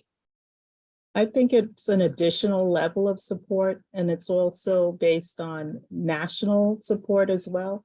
There are items that the campuses may not be aware of that I may be privy to. For example, I work with the Military Interstate Child Care Commission, where there are certain policies about activation or even moving from one state to another that applies to reservists as well as veterans. There are other things policies that we hear about from the DoD, Department of Defense, or just to ensure that there are no gaps in communication to students. From time to time, you may have a program manager from a campus that may move on to another position within CUNY. So we're here to provide that additional point of contact and support for the campuses. And it's also important for any external entities to have a centralized point of contact to inform our 24 plus campuses, because it could be very complicated beyond benefits for our students. Okay, so let's dive a little deeper, right? We're CUNY alumni, Chris is attending CUNY. But let me share a personal experience, right? I went to LaGuardia College, then Queens College, and then got my master's at John Jay. Though I knew about these veteran centers, right? My concern as an Army veteran who did deploy to Iraq is finding that there was no voice or safe place for me to go. A lot of women don't want to identify as a veteran. Why? Because maybe our own personal experience throughout the military wasn't so positive. Or maybe we just want to move on from that experience of life and we just want to identify as a normal, what people view us to be normal, right? I find myself not having a safe space, right? Because most of the time, men are the one that identify as veterans, while women just want to go to school, go to work, and not justify, oh, if you went overseas, what did you do? Paper push, right? Mm-hmm. What did you do? Paperwork? You know, I'm pretty sure you didn't see combat. Or when we're showing our veteran ID, oh, thank you for your husband who served, right? How do you bring central office together with the veteran centers to make it a safe space, or not just make it like a men's hangout lounge, or where women can have a place to go and talk like we're doing right now? To me, this is safe. This is where I can share with Crystal, was a different era. Lisa, you're a different era, that I can just say, listen, I served and I did this, without having to do that level of like, well, you know, I served and I was infantry and you were probably just finance. You know, how do we create a safe space? Is there a safe space for us? There is a safe space. What I've encouraged with meeting with the program managers, veteran directors on the campuses, since COVID, we've been virtual, but we meet at least once or twice a semester virtually, where we discuss these concerns and try to ensure that it's more inclusive on the campuses.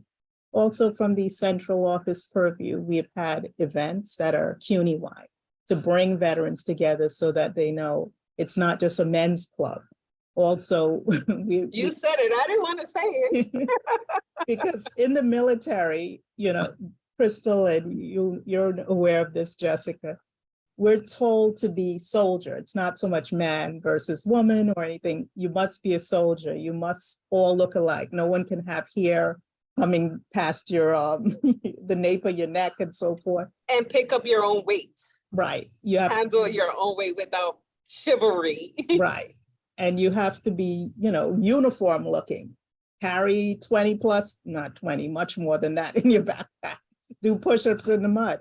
So we're so accustomed to that, and then transferring to this civilian environment where it's now, okay, who are you? What is your purpose? You know, so, you know, being challenged in that way constantly as a woman, it can be very taxing.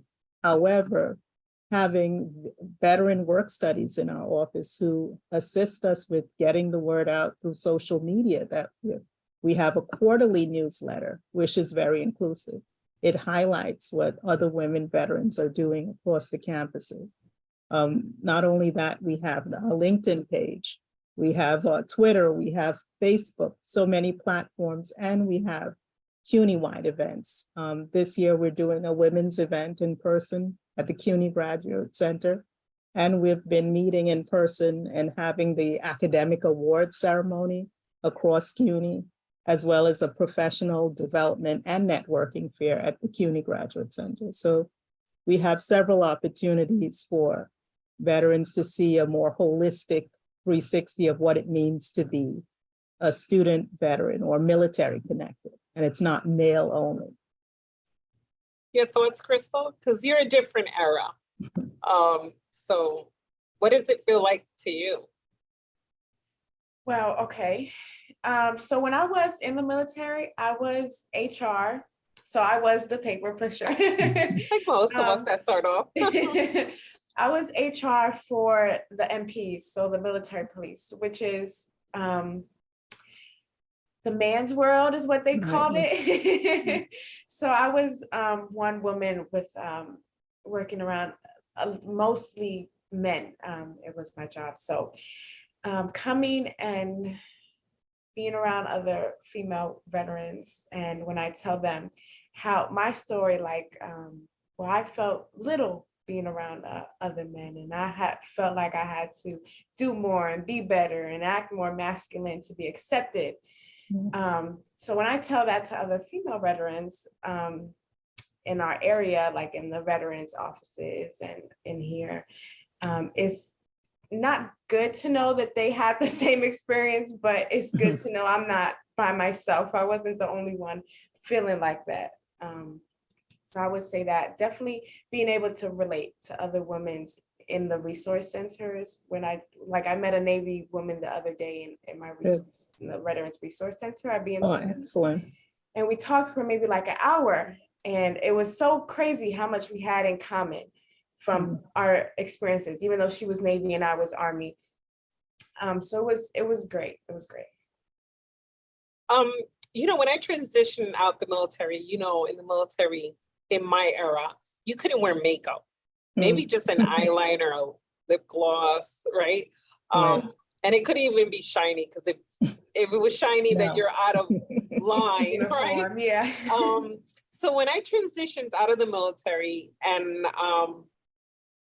I met new women, you know, as friends, and they would always try to dress me up, you know, to put makeup, especially when I was as a reservist, you know, they would try to put makeup and nail polish on me. And I think at the time was Mary Kay, you know, so they would try to do the Mary Kay thing on me and put dresses.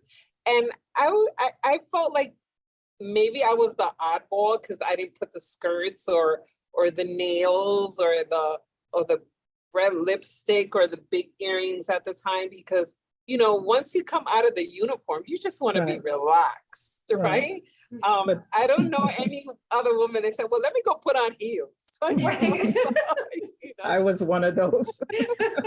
I couldn't wait to But I've heard that challenge where, you're out of your uniform, but how do I put things together? How do I accessorize, And you don't want to come off as though, that's all I'm worried about. But it reminds me of not back to work again, but the Dress for Success connection that CUNY Central has for veterans who are looking for more business attire. We have an affiliation with Dress for Success for women. And it's so difficult for us because we have to wear multiple hats, right? Yes. So you wear the reservist or the active duty hat, and then you take that off and now you're a mother, and now you're a wife, right? And now you're that sister and that cousin. Because when I went into the military, my family was like, oh, right? You couldn't find a husband, so you have to go into the military. No. No? So it's like the multiple hats that you wear. And sometimes as a woman, you're uncomfortable with that, and going into CUNY was like the biggest transitioning of them all, right? Because now you're among different people, different nations, cultural, and you're that veteran community population that really doesn't exist, right? So, I wonder, how did you feel, Lisa, and how you felt, Crystal, when you were coming into the CUNY system after serving or while you were serving? I think in some ways it was easy to, assimilate or to acclimate to CUNY because I worked on campus. I felt like there was a direct connection to trying to figure out and navigate around campus. The biggest, I would say, disconnect at the time, this is going back over 25 years ago, is the fact that the military community wasn't as built as it is now. Based on my experiences as how disconnected things were over 2 decades ago, I am even more determined to have that community, rebuilt and here for our students. That's why we're affiliated with Student Veterans of America. Right before COVID hit, we had almost 22 students attend the 2020 National Conference for Student Veterans of America.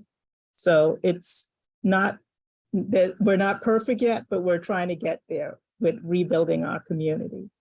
How do you feel, Crystal? Are you with that? Well, for the resource aspect and like getting my paperwork and working with my GI Bill was amazing. I had an amazing resource center. They were always on top of my paperwork. They were great.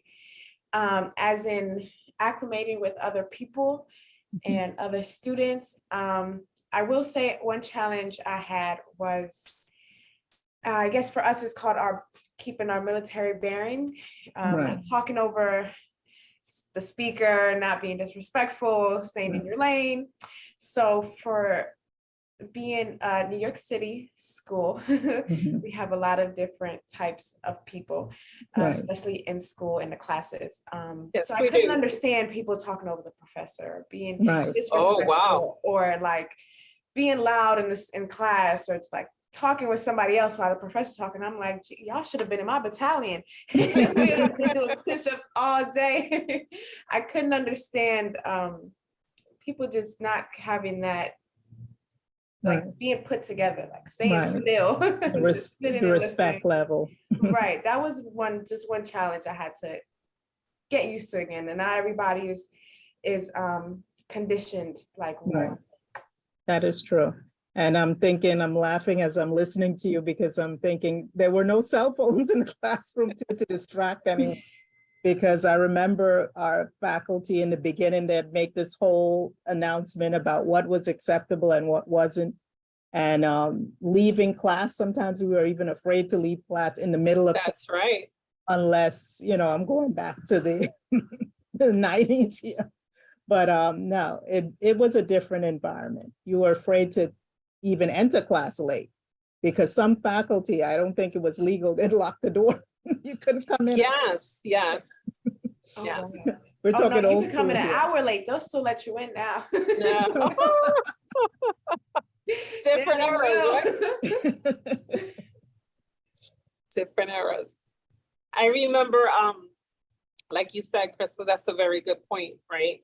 I don't know about anyone else, but no one really talks in the classroom like, any veterans here, we would like to thank you for your service, right?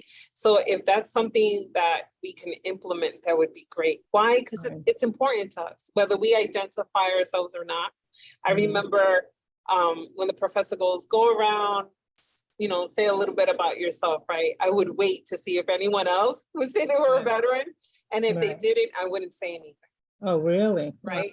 I would just say, oh, I'm going for school, this, and I do that, right? Everything else was better than saying that I'm a veteran.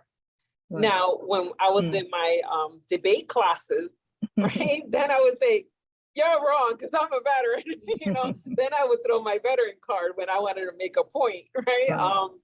But maybe that's something we can talk with CUNY and say, hey, just that whether you agree with someone serving or not, you don't know who's serving in your classroom. And if you just open that door just a little bit, maybe veterans can identify. Because I know when you go to John Jay, right, everyone knows, oh, you're a veteran, they go to John Jay.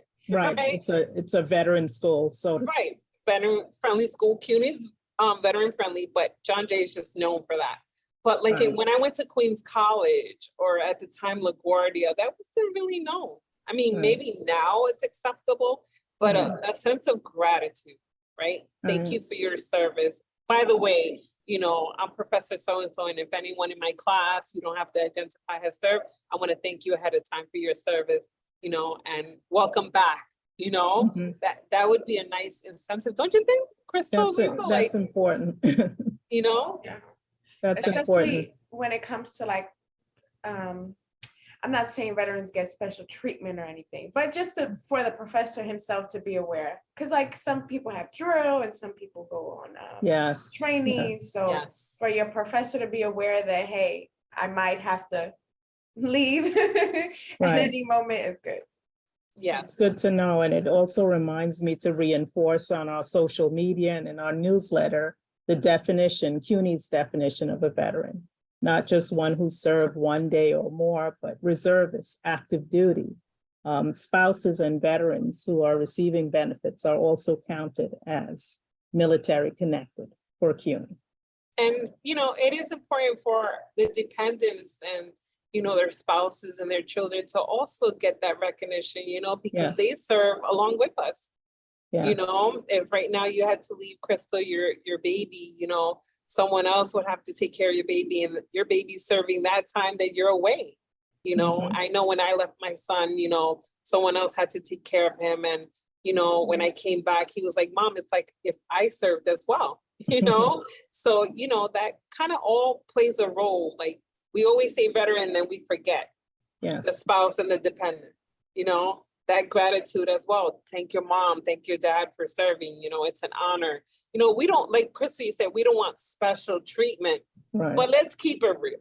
But to be aware of some of the nuances, because reservists have challenges where they have to train, 2 weeks or more a year, and they can get activated now at the drop of a hat. Back in my days, Gulf War days, reservists were almost never activated until the Gulf War. So, yes. Right. And you know what? We have something unique. We volunteered to put our names on this contract to service a Lisa that I did not know, a Crystal that I did not know, and you did the same for me. You put your name on this contract to say, I'm going to service and give my life up for the Jessica and for the Crystals, right? So whether people want to acknowledge that or not, we deserve the honor, and recognition, for those who lost legs, arms, going through PTSD, unable to sleep. And it's not entitlement. Like some people say, oh, they want to be. We were willing to lay our life down for our brother and sister of the human race, so we need that recognition.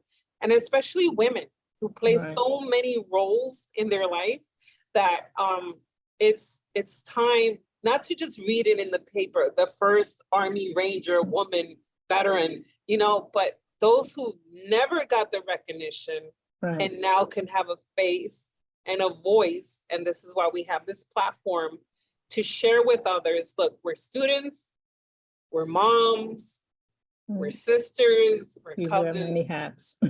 Many hats, and we're here together.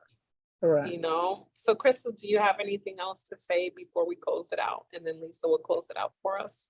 I guess I would say if you're a veteran student, like Jessica just said, a person wearing many hats, wear them good and in style. And like I said before, take your time and take one day at a time. It's gonna get easier. That's so true. Thank you, Jessica and Crystal, for being here today. And I'm hoping that other women veterans, reservists, or dependents will reach out to us at any point, because we're here to support you in every way. And you can contact us at Veterans at CUNY. Thank you so much. Yes, Veterans at CUNY. We also have a Wellness Wednesdays at 1 o'clock every Wednesday. Virtually. You can contact Crystal at the central office, Lisa at the central office, myself at the central office, and we're here to serve you, you know, with our hats off or on. We're here to serve you. And it was a pleasure spending some time. A sip, everyone. To Lisa and Crystal. I have to show my CUNY mug. Well, I don't promote product placement. Thank you, everyone, for joining us, and I hope you've been blessed by this panel discussion. Have a great day, everyone.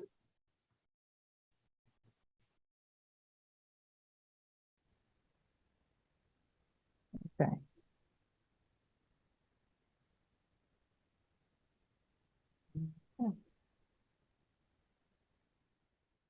Welcome, everyone, and welcome to the Women's Health Re-engagement Training Overview. This is not the actual training, but we're here to tell you a lot about this training and how this can benefit you. Let me do an introduction first. My name is Donna Southwood-Smith. I'm an Air Force veteran. I use the VA healthcare services. I recently retired. I haven't been retired that long, and I spent 30 years, 7 months, and 2 days in the Air Force. So my background is in language instruction and curriculum development, also construction project management, because I was a Red Horse troop. So if you're Air Force, you understand it's heavy construction and lots of deployments.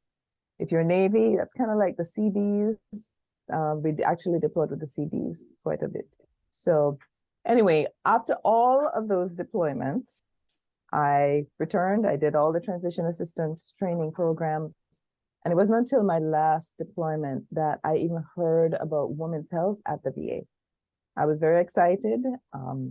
I ran out, I enrolled in VA healthcare, and ultimately I became a trainer for that program. And now I'm actually a trainer for this program, the Women's Health Re-engagement Training Program. It is really important for me. It's really personal because I didn't know anything about this training at all. I didn't know anything about the training. I didn't know anything about VA healthcare. And when I got off active duty, I didn't know what to do. And first I spent a lot of money on COBRA, which you really can't do that for more than 2 months or you'll be homeless. And second of all, I didn't even know there was such a thing as women's health at the VA. But now I know, and we're here to spread the word. If you're a female veteran, there is women's health services available for you at the VA. You can enroll in VA healthcare services. So very excited. We're just going to tell you a little bit about the program, but my colleague Ariana is going to introduce herself. Thanks, Donna. Such a pleasure to be here with you all today. My name is Ariana Wagner. I enlisted in the United States Army. I have my cool Army flag over one shoulder and my Signal Corps flags on the back side of me here. But I joined just 2 months after 9/11 happened. I was 18 years old and served with the Air Defense Artillery as a part of 18th Airborne Corps. And since I belonged to that unit, we were a rapidly deployable unit. And I was some of the first boots on the ground when we invaded Iraq 20 years ago, this month. So I was boots on the ground February 8th in 2003. So after unlike Donna, I did not stay in for a complete career of 30 years. I served for 4 years. And when I left, I went right back to school. I earned my bachelor's degree in business and earned 2 master's degrees, an MBA and then another in public administration. I am currently pursuing my PhD in community engagement at Point Park University.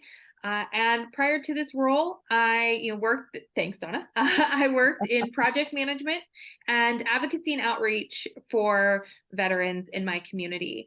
I was also the director in the Office of Veteran Services at the University of Pittsburgh. And that's how I learned about this program. Donna and this beautiful team visited our campus to spread the word about women's health at the VA in Pittsburgh. And I sat through that training and learned so much. And I'd been using VA healthcare for a couple of years already. So I really wanted to be a part of this. I wanted to help spread the word to our women veterans across the nation about what VA can offer them. So here I am and happy to be here and support today. Thanks a lot, Ariana. She was a great host, let me tell you. It's true. Thanks, it's true. So this is why we have a Women's Health Re-Engagement Training Program, okay? By 2026, there will be 2.2 million veteran women. That's this growing population of veterans, okay? But we're only 44% enrolled in VA services. And this is 8% lower than male or brothers in arms or male veterans. So we understand that a lot of women veterans may not feel welcome at the VA. They may not feel comfortable seeking care in a male-dominated system. They may really feel that it's not a place for them. But women have higher rates of chronic pain than their male counterparts. We're more likely to be injured in basic training. We have higher rates of cardiovascular disease, and we have higher rates of depression. And all of these really create a situation where we need the care, but then we're afraid to get the care. Okay? And I just want to point out that this program is an official program of the Office of Women's Health. Okay, so our goal is to connect with you. You may not feel comfortable, but that's why we have the training to educate women veterans who are not enrolled, or maybe you are enrolled, but you're not fully engaged in the training, right? You may not be aware of the breadth of services available at the VA. So this year, what we're doing, we're offering 50 training sessions. Most of them are virtual, 40 virtual, and we do have 5 in-person sessions. Okay. All right, over to you, Ariana, to introduce this video. Absolutely. So, part of being at VA is understanding that we belong there. When we walk through those doors, that VA is meant for us. And so the VA has done a beautiful job of putting together some videos that really highlight that women belong within those doors. So enjoy.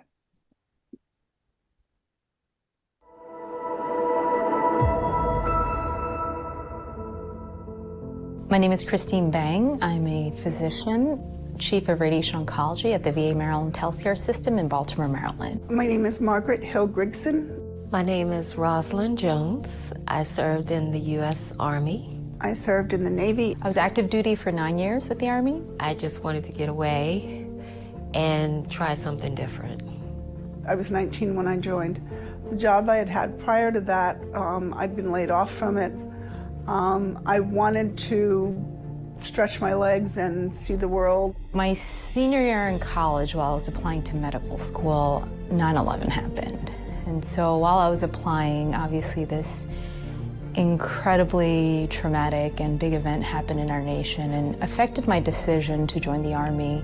I wasn't sure that I was going to make the military a career, but after I re-enlisted once and I re-enlisted twice, pretty soon I had too many years to get out, so I stayed. And I was on active duty for 25 years. I do feel like there's a sense of mission when you work at the VA. We all are at the VA because we care about veterans and we want to serve those who have served our country.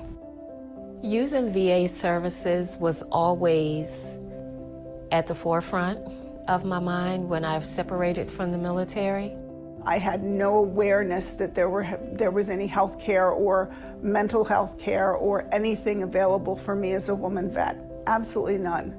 And when I found out, it was a huge shock. A very pleasant one, I might add, but it was a complete shock to me that anybody gave a hoot as to what had happened to me. Going through a tough time upon separation from the military medically was just amazing with the doctors and the care. I can't emphasize enough how much I really appreciate them. It's been my primary source of care since then. With VA, I've gone through health care, I've been through the benefits program, so I'm kind of a multifaceted user of the VA, as it were, and I'm very grateful for it. I think it's great that the VA specifically has women's health clinics, and they have people who work at the VA who specifically are there to take care of women veterans.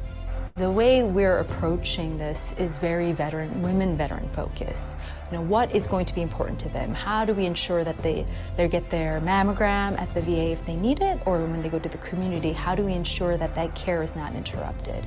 What I have seen that has been consistent is when I've dealt with caregivers and when I've dealt with people in the benefits department, I've consistently seen people that were on my team. VA has made a conscious effort to ensure that women veterans feel included because the vast majority of veterans for a long period of time have only been men. And thus, some women veterans don't want to come. It's worth doing for several reasons. If you're willing to say, I need mental health care here, or I'm having trouble with my asthma, or I'm having trouble with arthritis, or I haven't had a mammogram in so long. Trust me, you will absolutely get taken care of. I received great service from them. I was a military person receiving this service. We understand what it's like to have served, and we really care for each other. Try the service. If you don't try, then you wouldn't find those services and benefits that you've earned anyway through military service. They're your benefits, they're yours. So you need to go get them. I mean, it's just, I'm like blown away by the quality I get. Come to the VA, we will take care of you. We know what it's like to have been where you are, and we want to give you the best care that we can. I belong at VA. I belong at VA. I belong at VA.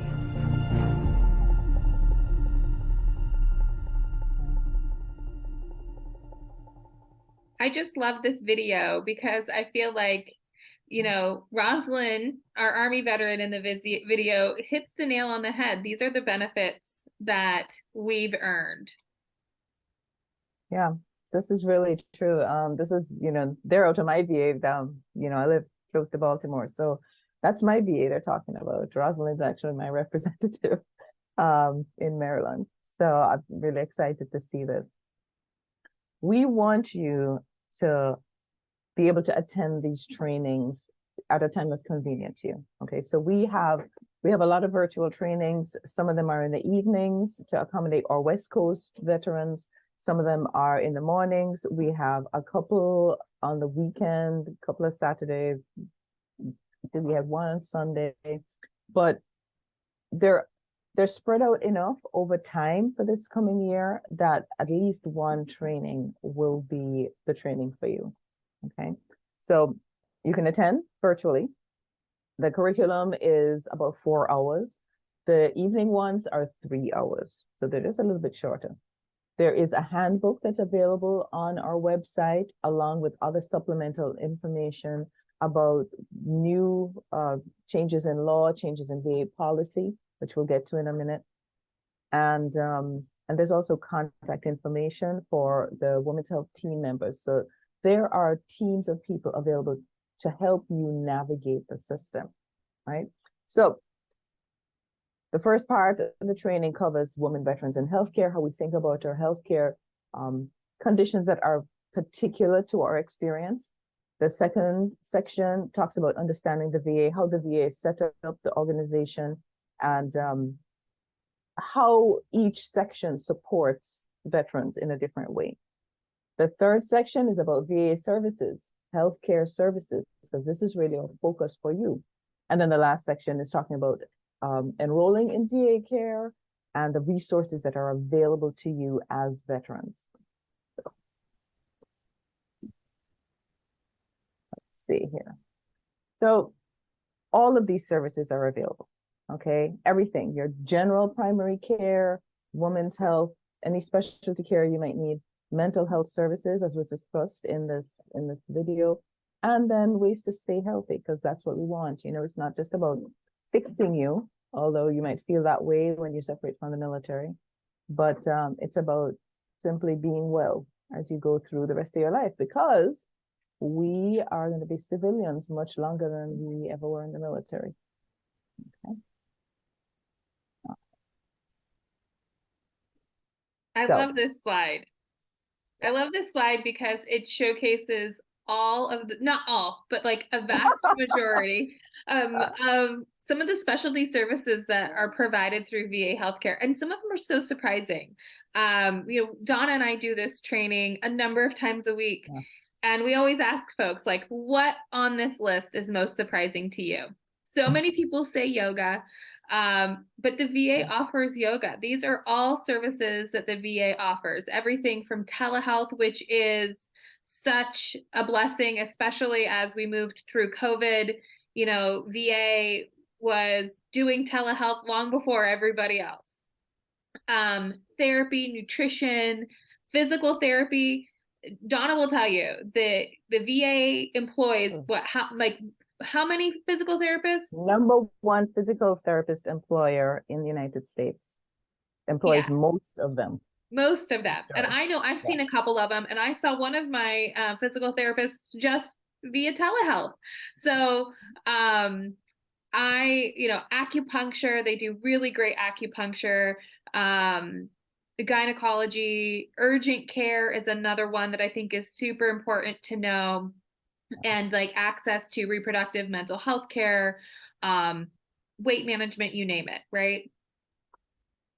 Now, this list is not exhaustive. Okay, these are just some of the specialty care services that are available at and through the VA, because there are a lot of services that you might not be able to get at a particular VA facility, but the VA would then refer you to a community care provider. So regardless of where you get the care, the whole point is that the VA is covering your health care.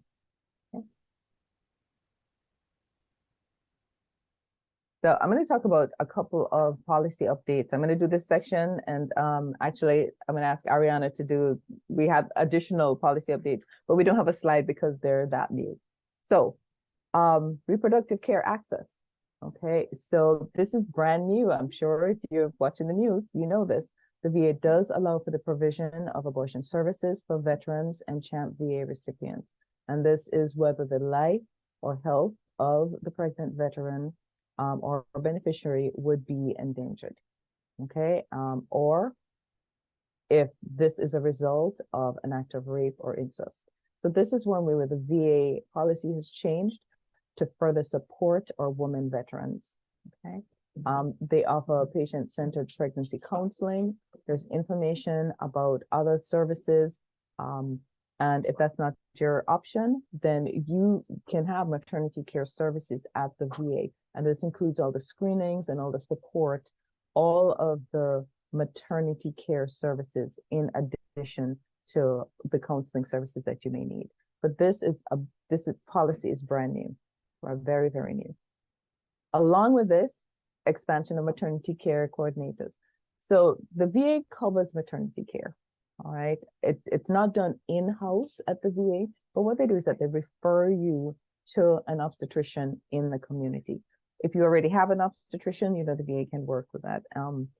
Under this policy, the VA has expanded the maternity care coordination services to cover the veterans for 12 months after their pregnancy ends. So this means that you as a new mother you would still have those support services for a whole year. And this is something Ariana has experience with because, she used the VA maternity care services. Yeah. I did. I'm a mom of 4. And so I had my last child through VA, and it was such a seamless and easy process to manage because I had such a wonderful maternity care coordinator.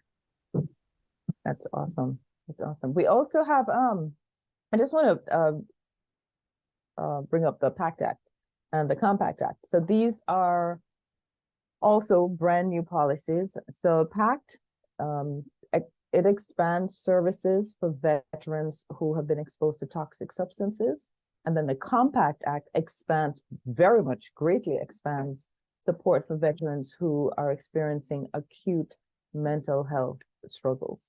So if on the Compact, if you are in immediate and acute need of services because you are really in danger of harming yourself, you can go to any emergency room, not just a VA emergency room, but you can go to any emergency room and get care. And this is another way that the VA is really supporting our veterans. Yeah, I think it's really important to note on this particular one too, for the Compact Act, you do not have to be enrolled in VA healthcare to receive that service. So if you have yet to enroll and you are having thoughts of harming yourself, you can go to any emergency room and get the care you need without enrolling in VA healthcare. Yeah. Thanks, Ariana. This is, it's really important for the support of all our veterans. And, this is focused on women veterans, but, for our brothers in arms, this is important for everyone, for all of us. Okay. So how are you going to benefit from this course? What does it do? It gives you comprehensive knowledge about woman-specific and veteran-specific health services at the VA. Also gives you tactical actions like what to do, how to do it, whom to call, how to navigate the system. And of course, every session is different. We don't record the sessions. This is actually our first recording of any kind that you're watching. We do not record the session. So if you attend one of these training sessions, that's it.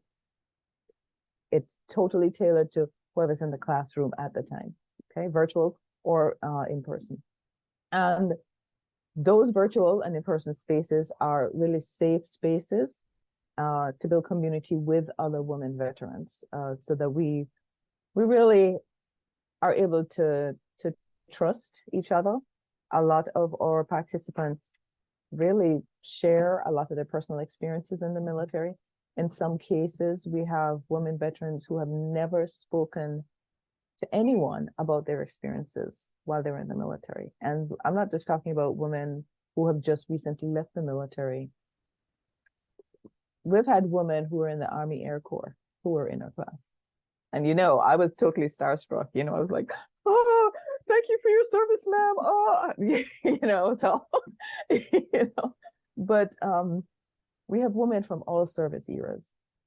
So yes, Army Air Corps to, hey, just got out. We're here for you. Okay, so that's how this course can help you. This is what we heard.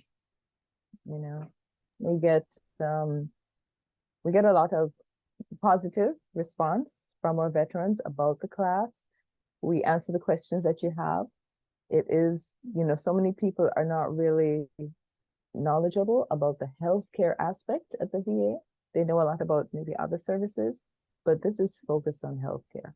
Yeah, so, I think one of the most compelling ones here, or, a number of them are, but this, thank you for changing my 26-year outlook on VA in 4 hours. Especially women, we have, we've had experiences walking through those doors, or we've had friends who have had experiences walking through those doors, and maybe we never went back.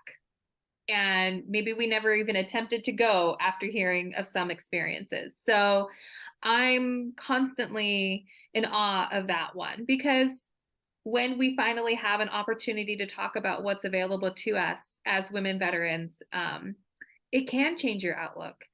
And that other one, I did not know MST and IPV counseling were available to me even after time had passed. I was in tears of relief to learn there really is help. And from a military sexual trauma and intimate partner violence standpoint, the VA is screening at every visit for both of those things and taking it very, very seriously, and then offering help and making sure that you get the help that you need. So yeah, this is a really good point, Ariana. Thank you for bringing that up, even though I know it's on the slide, but this is a really important point. For MST and IPV, you do not have to ever have reported this. It doesn't have to be in your records. So this is something that we talk about in the training, about really getting the care you need, support you need, these services. Okay. Where are the trainings? Yeah, where are we headed? Or where have we gone too, right? So from an in-person perspective, we are going to be in Sacramento, California, Seattle, Washington. We'll be in Las Vegas, Nevada in just a couple of weeks, Tulsa, Oklahoma, and Nashville, Tennessee. And there's some other in-person trainings coming up as well that we don't have confirmed yet, but will be on this slide soon. And we've also attended some conferences. So not only are we doing this one virtually, but we've attended the Student Veterans of America Conference in Florida, as well as the National Women Veterans Leadership and Diversity Conference in Virginia. And at both of those conferences, we were able to engage with and connect with women veterans from all over the country. But then we also get to do that a number of times a week virtually. So we have our 40 virtual trainings. And as Donna has mentioned before, these have been in the evenings, during the day, on Fridays, on the weekends, and actually we'll be coming up with some 1-hour virtual trainings as well. So pay attention to our schedule on our website. You will be able to see all of these dates where we will be in person in the country, as well as the times that we will be online. Yeah, thank you. This is just a high level. I know it's hard to see on the slide, but this is high level schedule for the next few months. But yes, definitely go to our website, and we don't need to spend that much time looking at this because it's hard to see. Go to our website, womensheart.info. You can register there. You can learn about the program. The training materials are there. The handbook is on our website. The supplemental materials about reproductive care, about the extended maternity care coverage, the PACT Act and the Compact Act. All of this information is on the website, so you can always download that. The handbook is a fabulous resource. I teach this course a couple of times a week, and I refer to my handbook. I mean, of course, but I use the VA. So yeah, sometimes I'm like, wait a minute. Who is it that what's that number again? I refer to that handbook. So this is definitely a reference for you to take with you going forward. And so you can register online. There is our website, or you can use this groovy QR code. And so please register. Take a look at our website. There's a number of resources dependent on where you are at. So for those of you in New York, click on our veteran resources in the state of New York. You can click on the state itself and see some of the state resources available to you. And we're always looking for additional resources. So if you know of some, feel free to contact us. We have a couple of spots on the website where you can fill out a form and send us information, or just send us an email at info@womensheart.info, and we can take that information that you provide to us and also continue to grow that network of resources for our veterans across the country. Yeah, thanks a lot, Ariana. So this is basically our presentation. We're telling you about the program. We thank all of you for your service as our sisters in service. And we look forward to seeing all of you in our classes, whether it's virtual or if you're in the neighborhood, if you're at any of our in-person sites. Just saying, join us then. Yes, right. Thank you so much for your service. Yeah, thank you. Thank you.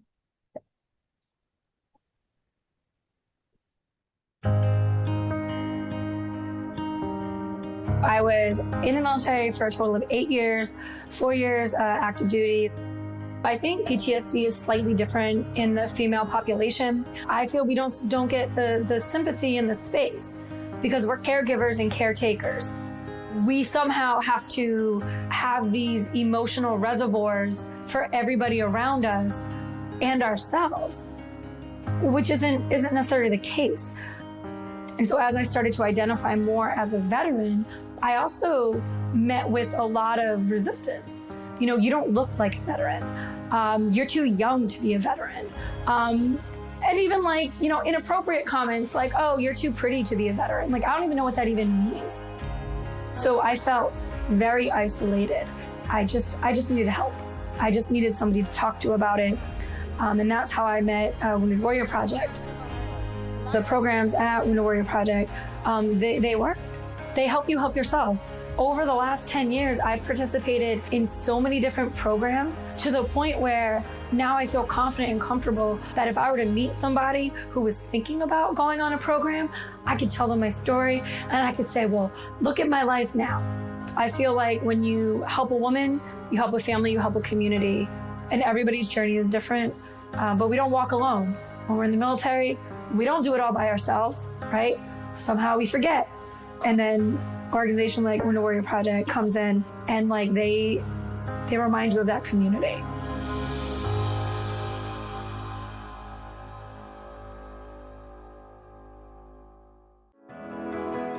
As Americans, it's our responsibility to ensure those who fought and sacrificed for our nation receive the support they earned and deserve. Wounded Warrior Project exists to fulfill that promise. Since 2003, we've been committed to post-9/11 wounded service members and their families, helping them achieve their highest ambitions. Through our programs and services in mental and physical health, career and benefits counseling, and long-term rehabilitative care, warriors find the resources they need to overcome the obstacles in their recoveries. And they never pay a penny for these services. The support we provide is only made possible by the generosity of the American public and our loyal supporters and partners who believe passionately in our mission. Thanks to this collective effort, Wounded Warrior Project is changing and saving lives every day.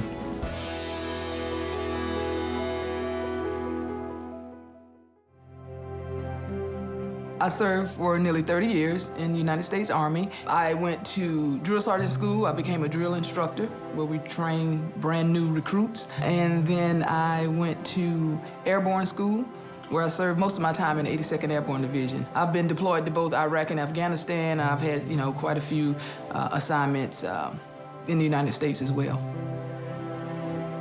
Early on in basic training, I was a victim of military sexual trauma. I was a high-ranking soldier, and I was not gonna share that information. Mom at home, she was definitely a leader. She took command of the house just as much as she did at work and had things in order for us. And when I got older, I found out, little things here and there that made me understand and have more empathy. Like, okay, I know why Mom acted the way she did act. I think it was when she got out of the military, I started to realize more of the trauma she was going through. When you're in darkness, that's all you see. You think that's all that there is. I thought that I could handle all of that on my own. Through my therapist, I found out about Wounded Warrior Project, and then I found about the TALK program. TALK is amazing. It's a non-clinical telephonic program where we're doing it weekly. When we work with our warriors and our family service members, we want them to feel comfortable. I mean, this relationship is a relationship of trust. What they're living with, we don't know. Really, what the stressors that they're living with, we can't feel it the way they're feeling it, but we can hear it and we can talk them through it. When we were trained to go into battle, they never sent us out alone. You need somebody to have your back. So what we do is we show them the importance of talking with someone, the importance of getting through and working through the things that they're dealing with, and how helpful it could be to have somebody to be there and support them. You can get PTSD not only from being in the military, from war, from things that happen to you, it's just trauma. So to deal with that, I sleep. To deal with that, I want quiet. To deal with that, I'm alone, I'm burdened. So yeah, you're like in this deep hole and it's echoing all the time. The rationale behind that is to get out of my comfort zone. I'm used to women. I needed that from a man and from a different perspective, from a male's perspective. She told me that she was stepping out on a limb, trusting a man. It was very hard for her to do, but I really believe that once she realized all men didn't want something from her, I believe that was one of the many breakthroughs that we were able to get through. I think this is the happiest I've ever seen my mother. I don't have to see her go through the traumas and the pressures mentally. The fact that my mom is able to talk with somebody has been priceless. With Seneca, he was able to take it like opening a blind, one turn at a time, to let the light in, to be able to look out and see what this beautiful world has to offer.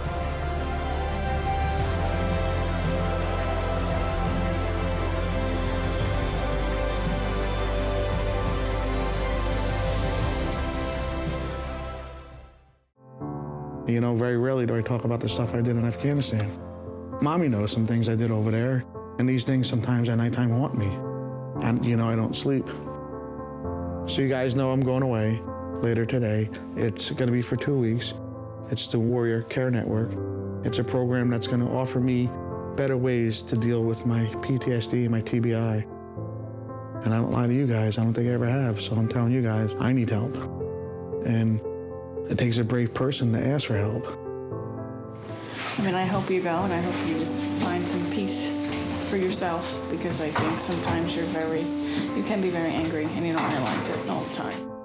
I'm very grateful that I was chosen for the Warrior Care Network, and I'm looking forward to everything that they're going to teach me. The Warrior Care Network is all about connecting service members and veterans to the most appropriate care for them. And in particular, helping them manage the invisible wounds that they often struggle with, including PTSD, TBI, military sexual trauma, as well as anxiety, depression, cognitive issues, relationship skills. The Warrior Care Network has 4 different academic medical centers across the country. Each of the sites are similar, though have slightly different focuses, and that is how the Warrior Care Network can decide which site might serve the veteran in the best possible way. Here, I think, 2 weeks at the Yankees. The intensive clinical program is a 2-week program where veterans and active duty service members from around the country come to treat the invisible wounds of war, primarily post-traumatic stress disorder and traumatic brain injury. In addition to trauma-focused therapy, they're also receiving holistic treatments, including our integrative therapies such as yoga, Tai Chi, fitness, art therapy. So we pair all of those with the evidence-based trauma treatments as well. It just brings to the forefront of actually my invisible wounds and via the art expression of how I feel about them. One of the major excursions is going to one of the horse farms in the area to take part in equine therapy. I asked them how the weekend went. They said, "Oh my God, that was amazing." I didn't expect it, but it just made a huge difference. When you put camouflage up, when you avoid things, it's just easier not to talk about them. So coming here, we've taken down the walls, we've updated my medicine, we updated ways of thinking. So by taking a second to realize, you know what, if you take the camouflage off, you can see other things. The world is not black and white. We know that it takes quite a bit of bravery in order to step forward and say, I need help. The fortunate thing is so many people have done that and have seen the benefits of it. It's making an incredible difference in people's lives. Oh, I'm taking a 5 too. The heart attack you just gave them.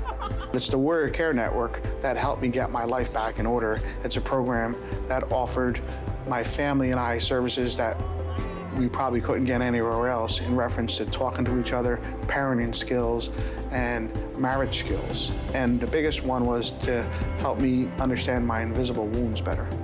This program really helped him find a lot of gray area in life, and just saying the black and white could be a little unhealthy. So I think it was just really good that he was able to go and better himself. The Wounded Warrior Project did save my life. It did give me the tools to better myself and better my family.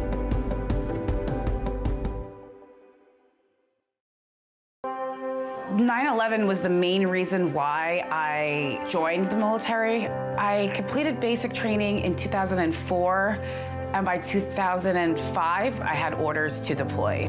One main thing that happened is I was actually assaulted in Iraq, and I felt as if everyone around me should be protecting me. I should be more scared of what's outside the wire, not inside. So that did a lot to me mentally, where I started not trusting, the people that I had to trust. Like, they're wearing my uniform. Without them, I'm not gonna survive this. I just felt trapped, completely trapped, like suffocated. I got home from Iraq and I was living a very lonely, unhappy life. And every time I tried to pinpoint what happened, how I got to that point, it all came back to that one incident that changed every aspect of my life as an adult. I didn't find Wounded Warrior Project until after I had been in treatment at the VA for a couple months. They've given me confidence and the ability to talk about my experiences and help others. When I talk about being a woman, my mindset has changed from a place of kind of shame to empowerment. At the end of the day, women need to take care of women, and warriors need to take care of other warriors. And I never thought that I would be at this point right now, and I do attribute a lot of that to Wounded Warrior Project. I'll never be able to repay the organization for what they've done for us.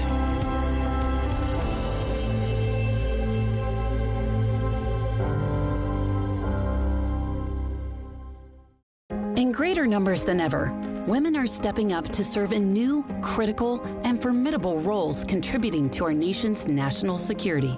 But while they are consistently and impressively breaking down barriers, women warriors still experience unique challenges and gaps in care, both in uniform and beyond. To gain a deeper understanding of these issues, Wounded Warrior Project developed the Women Warriors Initiative to better define challenges and advocate for these women warriors who have served our nation. As part of this initiative, nearly 5,000 women warriors shared their stories with us through a survey and in roundtable discussions. This is what we've learned about the women warriors we serve and some of the challenges they experience. Women warriors' education rates are higher than their male counterparts. However, they reported lower rates of employment than men. With high rates of military sexual trauma, mental health issues, and physical injuries, some women warriors feel isolated and have difficulty identifying and connecting with civilians or fellow veterans. Through our direct programs and advocacy efforts, Wounded Warrior Project is working hard to ensure that all warriors receive the resources and care they deserve.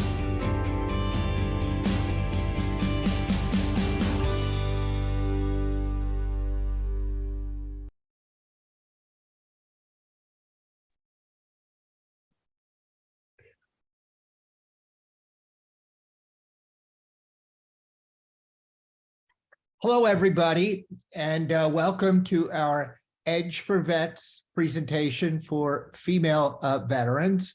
My name is Tom Murphy, and as you see from the headline there, that's what we're going to be talking about today, is the value that female veterans bring.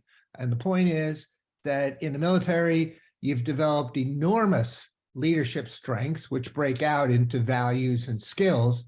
But the key is that when you look for employment in the civilian sector, the critical thing is to recognize that companies want you. We want you very much for the values that you bring. So again, my name is Tom Murphy, and I'm the director of the Human Resiliency Institute at Fordham, where we offer the Edge for Vets program. And today what we're going to do is we're going to talk about, again, the values that you bring. Now, the University of Syracuse University's Veterans Institute has done extensive research on veterans, and they have found that veterans, as you well know, Nobody needs to tell you, but veterans bring unique skills with them when they go looking for a job and back in the civilian sector. And that's no less true, it's men certainly, but it's no less true for female veterans. Women veterans possess unique skills, and below you see some of them are broken out. This is borne out by the research. The unique skills that you develop in the military include problem solving. Let me just go through the list. Teamwork, high confidence leadership, wealth of knowledge, experience abroad. And this is just a partial list, but this is what the research shows. And I can tell you, we started Edge for Vets at Fordham University in 2011. And since that time, 12 years, we have, we've worked with probably 2,500 veterans across the spectrum in 9 states, including New York, obviously.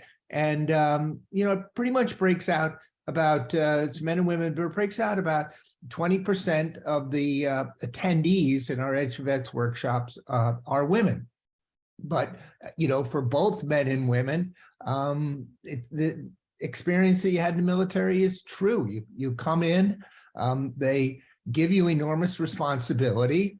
They tell you, they give you a job with those responsibilities, and they say, figure it out. And you have to figure it out, and that's how you become very good at solving problems.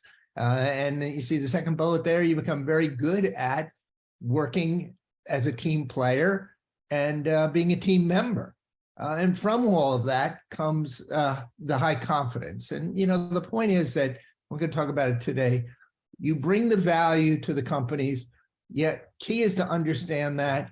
And, in Edge for Vets, we urge that you talk about not only how you were given responsibility at a young age, had to figure it out, but also that quantify that. Very often you are put in charge of very valuable equipment on the supply chain, or those in the Air Force, very expensive aircraft in the Navy, ships. The point is that you come into the military at a young age, you're given responsibility, you're told to figure it out, you do.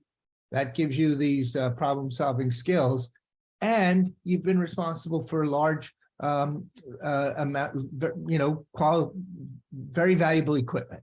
And those are things that, if you can express those in your own words, companies are going to react to that. And that's, they want you, but they need you. And let me go to the next slide. Here's the critical piece. And the goal is true for women as well as men, that when you leave the military, many of you are in school, but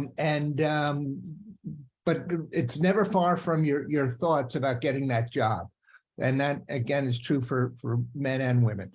What you're looking for is, a job, but not just a job. You don't want a job just to, buy the time or get you through for a couple of months. No. And this is what Edge for Vets is all about, preparing you to get a job that can lead to a career. So the point is, companies covet you. They know you have value, that you can bring value, but the ball is in your court, both for the women as well as the men, to be able to, as you see the word we use, translate. Businesses say that what veterans need to do, men and women, is translate the skills, which are enormous, into civilian currency, into civilian language, not wrapped up in jargon, but can you go into and you meet a human resource professional doing the hiring who maybe has no military experience. You have to take these enormous values, these skills that you develop, and express them in terms that a civilian recruiter who has no military experience can understand that enormous value that you bring. And then that will allow you to match your skills and interests to land a job that can set you on a pathway for a career. And we put it in caps there as well, for the life that you want, because that is absolutely essential, or that's the position that Edge for Vets takes, that you want a job that can lead to a career to give you the life that you want. And I thought what I'd talk about today a little bit is how Edge for Vets works. We describe it as a system of prep and connect. We prepare you to translate your skills, and then we connect you to jobs that lead to careers. So here, let me break it out for you. As I say, step one is prepare. You're out of the military, possibly you're in school, you're looking for a way to get a job that can lead to a career, set you on that pathway to the life that you want. But you have to, as the businesses say, you have to do the preparation. You have to be able to take those skills and translate them. And to be honest with you, that's why we created Edge for Vets, because back in 2011, we looked around and we saw there were a lot of well-intentioned efforts to help veterans, including female veterans. But very often they were, job fairs, and job fairs are fine. But the missing piece we realized was what we call preparation in advance of seeking to connect you. So you go to a job fair, there's tables there, you pick up brochures, but the missing piece was giving you support to be able to do that translation piece. So we work with CUNY to invite you to Edge for Vets, and I'm going to talk about the workshops in a moment. And in our workshops, you learn how to translate your military strengths, your values, and your skills. Let me say a word about that too for a second. Companies recognize that you have leadership strengths. You can read it in the headlines all the time. Companies want veterans because they're leaders, they say. Well, we recognize that as well in Edge for Vets, but that's too vague for us, leadership. So what we do is we break it down into the values you develop and the skills that you develop. Those combine to give you an asset that makes you valuable, and turn those into tools then for civilian success. What's success? Well, landing that job that can lead to a career. So that's what we do in step one. And again, we work very closely with CUNY and the schools in the CUNY system to bring veterans in for this process, which is an online program as well as an in-person program.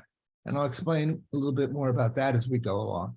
But once you do the preparation phase, then the second part of Edge for Vets is we connect you to the folks who make the decisions at companies.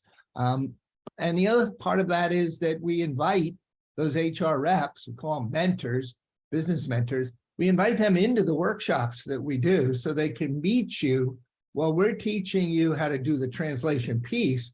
You're getting feedback from the folks who are going to do the hiring. And I think that's what really makes Edge for Vets unique and can be helpful, especially for female vets who maybe don't have a whole world of support and guidance. You get a chance to come into the workshop. And like I say, we get about 20% of the participants are female veterans. And the ones who do find it enormously valuable to get that immediate feedback as they work through taking their values and skills from the military and expressing them in language that can work in the civilian sector. So the connection piece involves bringing mentors in, but then following the workshop, we connect you actively. New York City Mayor's Office has a wonderful program called Vet Connect Pro for online job search. We're working with the city now to put together a system where when you come into Edge for Vets following that, we'll connect you to Vet Connect Pro for an online search. But then we bring in partner companies who work with us. As I mentioned, they'll serve as mentors in the workshop, but they also on the hiring end grant interviews to our participants. So we'll connect you to the Vet Connect Pro if you want to just, go right to an online search, but we'll also connect you to the decision makers themselves at our partner companies so you can have somebody to work with personally. And I thought what I would do is show you a video here to give you a sense of what the Edge for Vets workshop looks like in action. Now, bear with me a second as we key this up.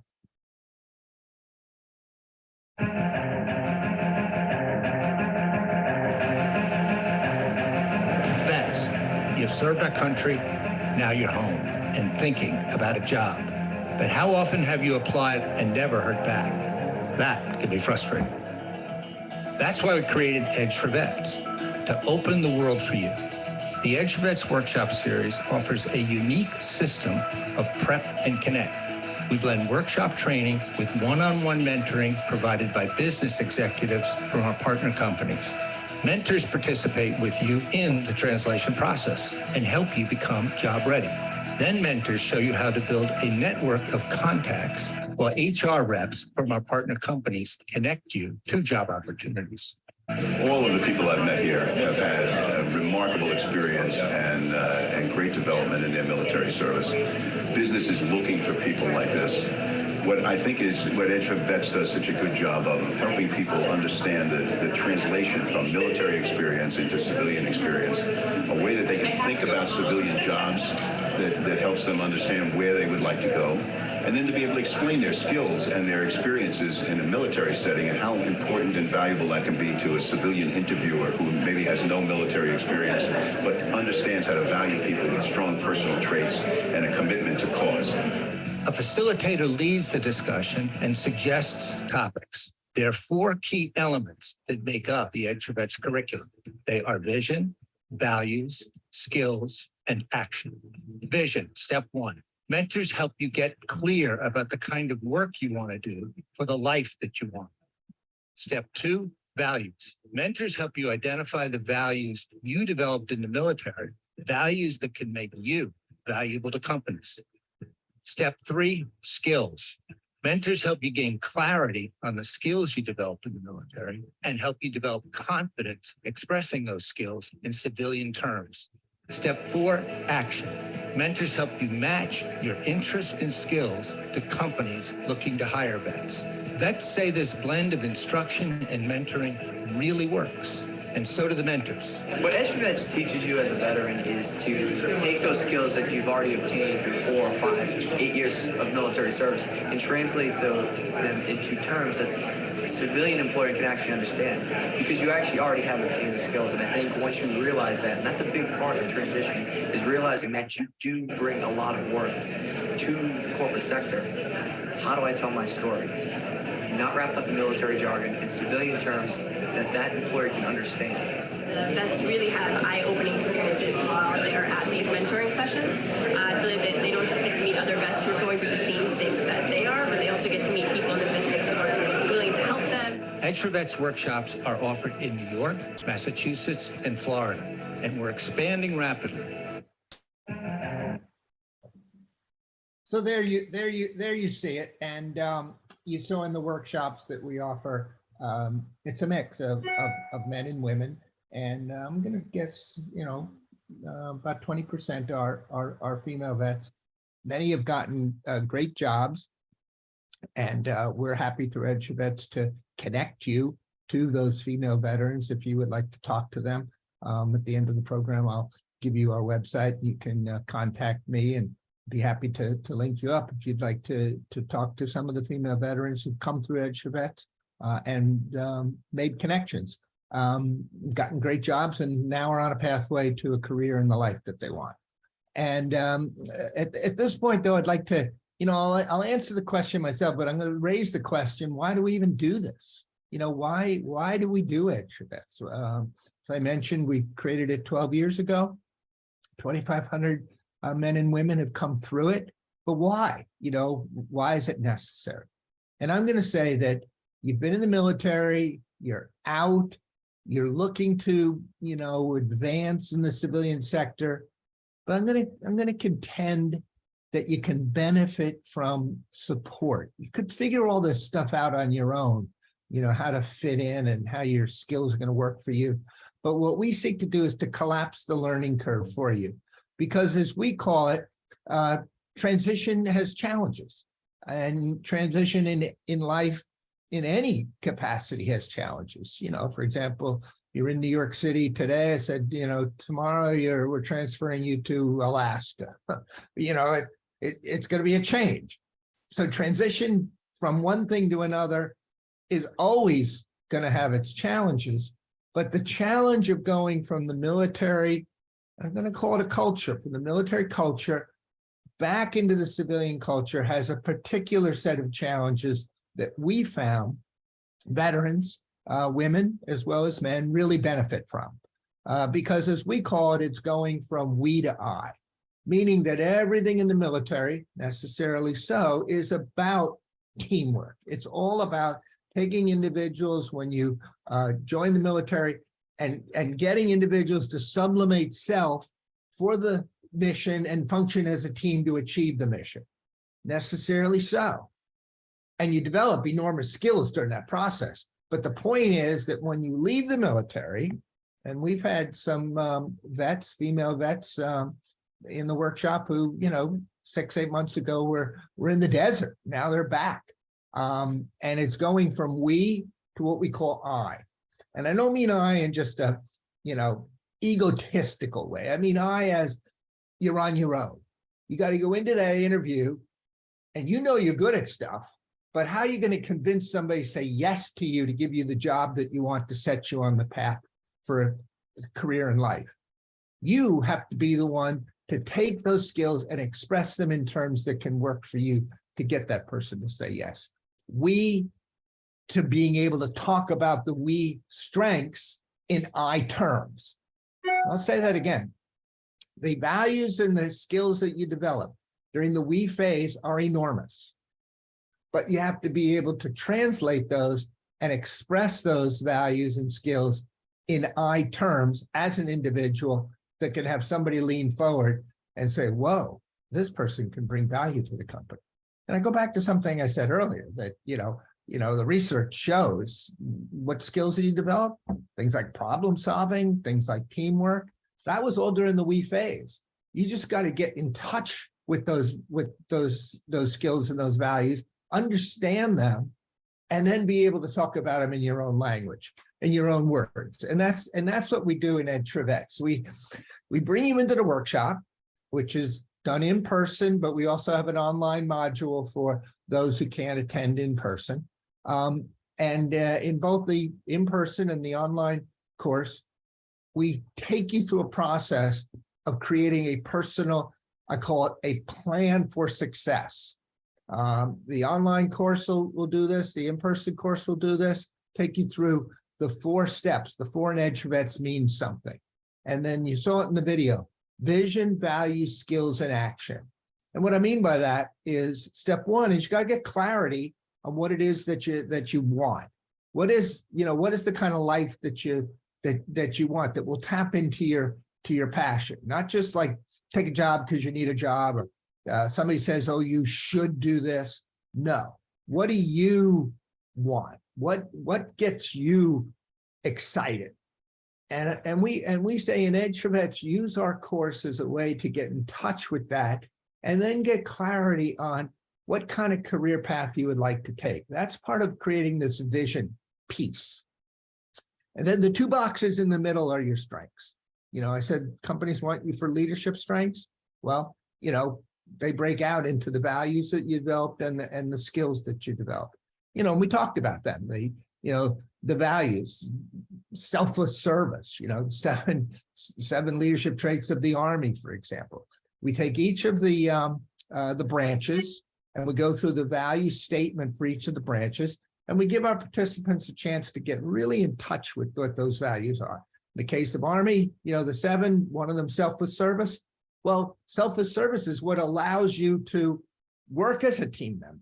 And if you go into the interview and you can say, during the military, I had to be part of a group with 14 others, and they came from all different backgrounds and whatever, and I had to figure out a way to work with everybody. Some you like, some you don't. But I was, and you're on the female side, you have your own challenges there, working in a male environment, or what traditionally military has been a male environment. Now you're a female in that environment.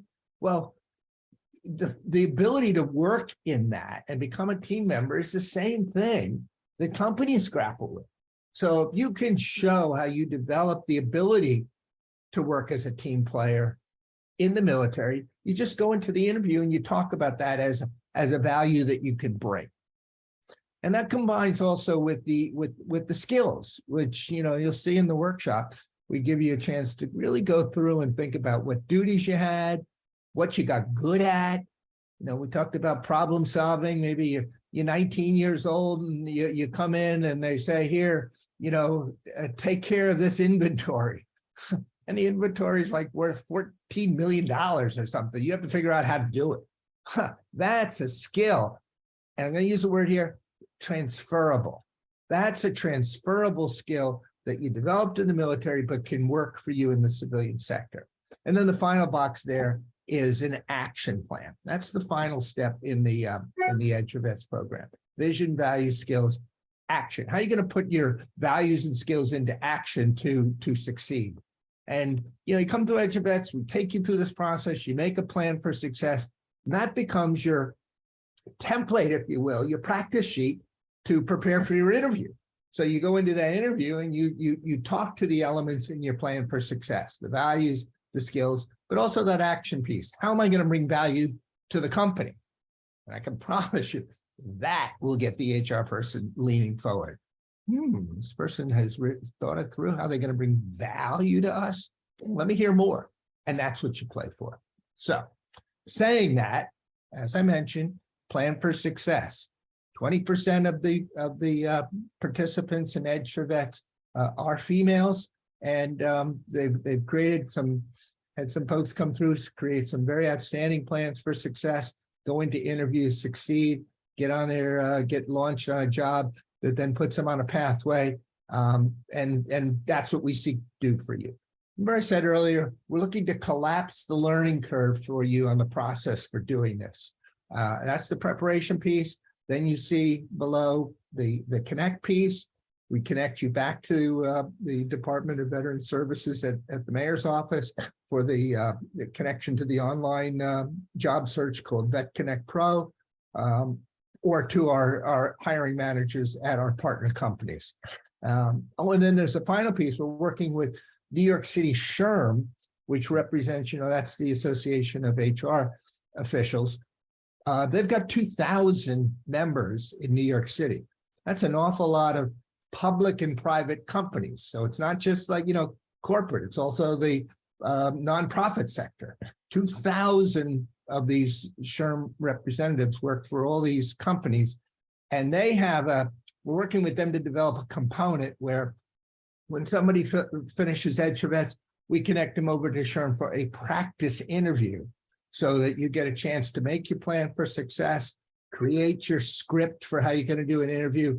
Then you get a chance to go in and practice it, maybe blow it.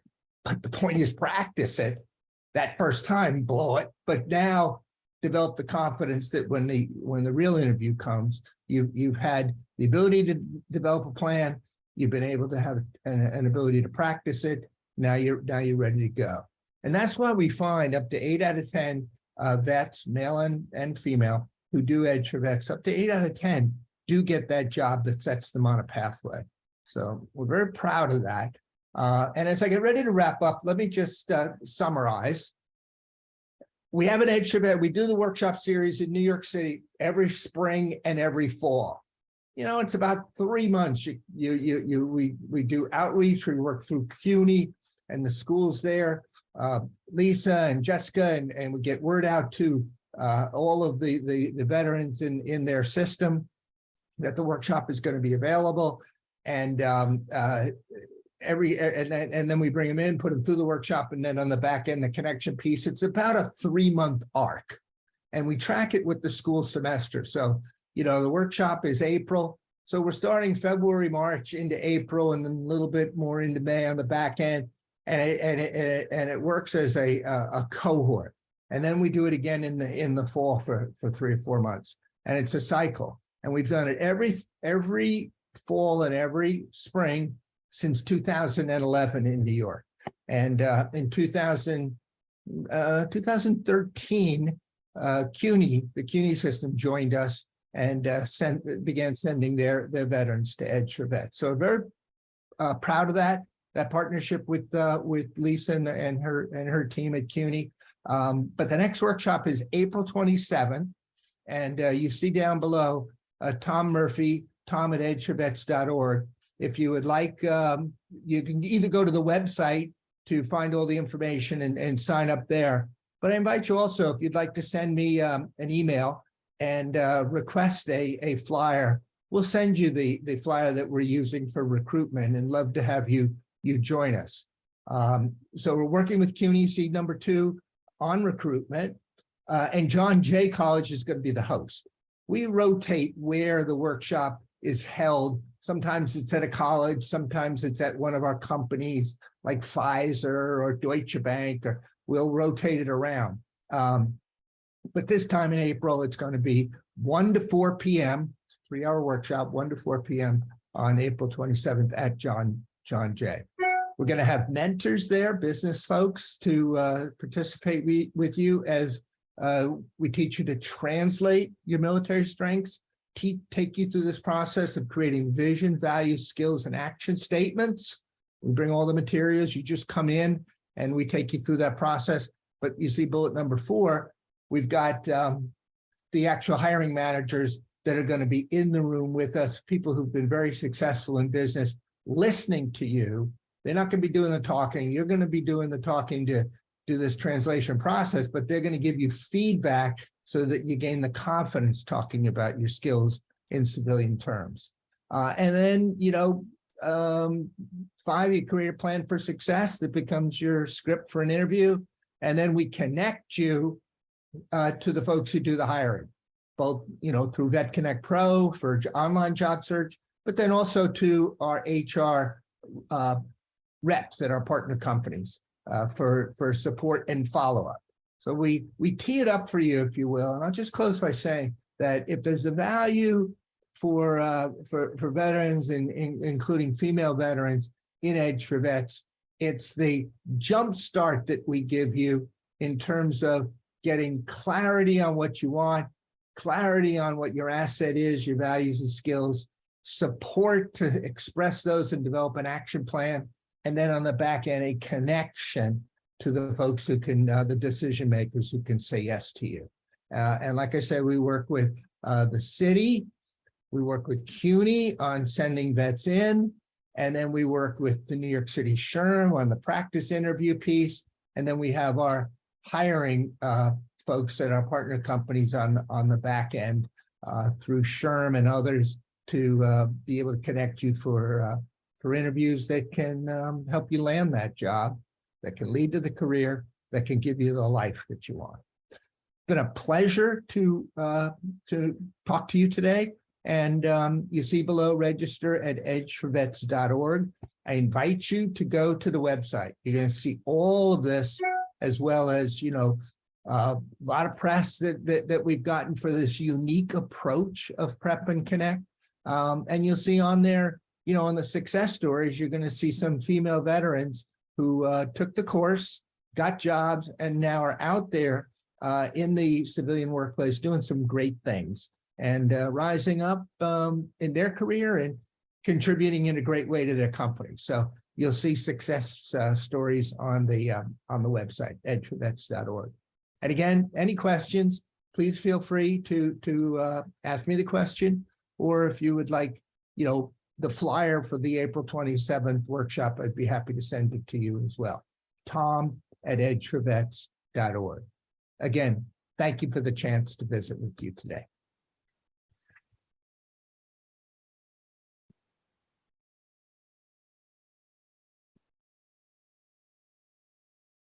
Student Veterans of America is this wonderful network of chapters.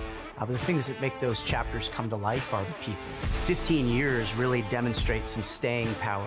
And as I think a little bit more about what 15 years of Student Veterans of America means, I think it means overall inclusion of veterans, military-connected students, and our families in the context of higher education. If you think about what SVA is at its core, it's a global network of peer-based networks. Advocacy at the campus and community level, at the state level, and all the way up to the federal level, to the White House, to the halls of Congress. Ultimately, what will drive our success in the next 15 years, it starts and ends with our mission. We were really a fledgling organization at the beginning, but I believe that 15 years demonstrates that right and proper kind of staying power that excites me for what the next 15 years is going to look like.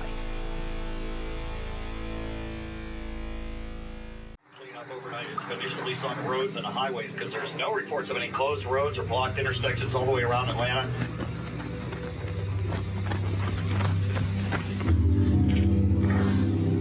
name is Master Sergeant Cedric King, U.S. Army, retired from Atlanta, Georgia.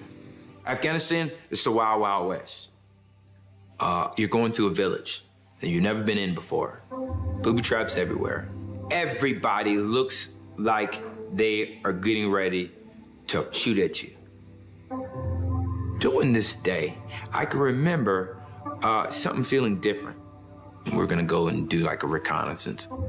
But the place where we're going to do the reconnaissance is a pretty nasty spot. I make a decision to go back outside and be without a perimeter. And when I do,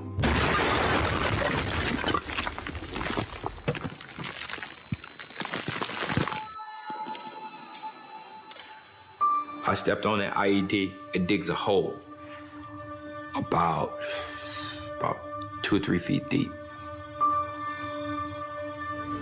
I just remember waking up that the life that you had, it's not there anymore.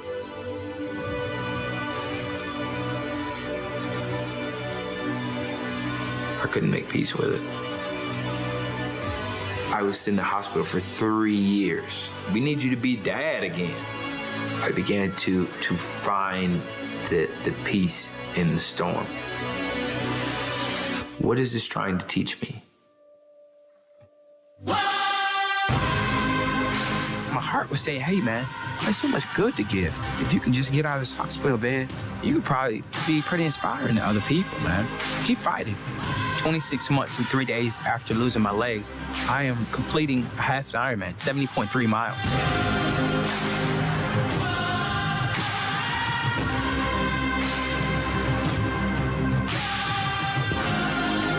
I realize that my injury doesn't define me because I know that what does define me is what I do after the injury.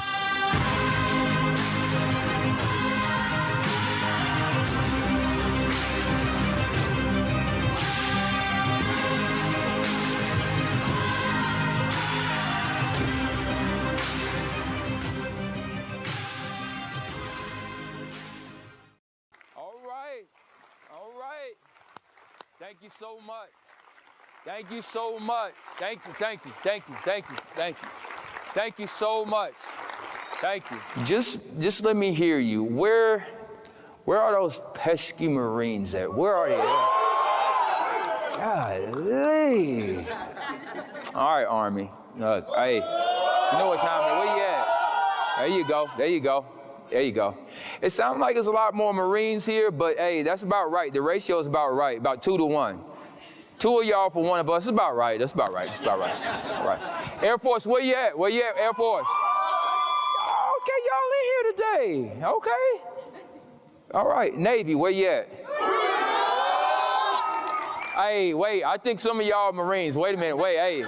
Hey. You can't count 2 for 1. All right. All right. All right, the almighty, all-present Coast Guard, where you at?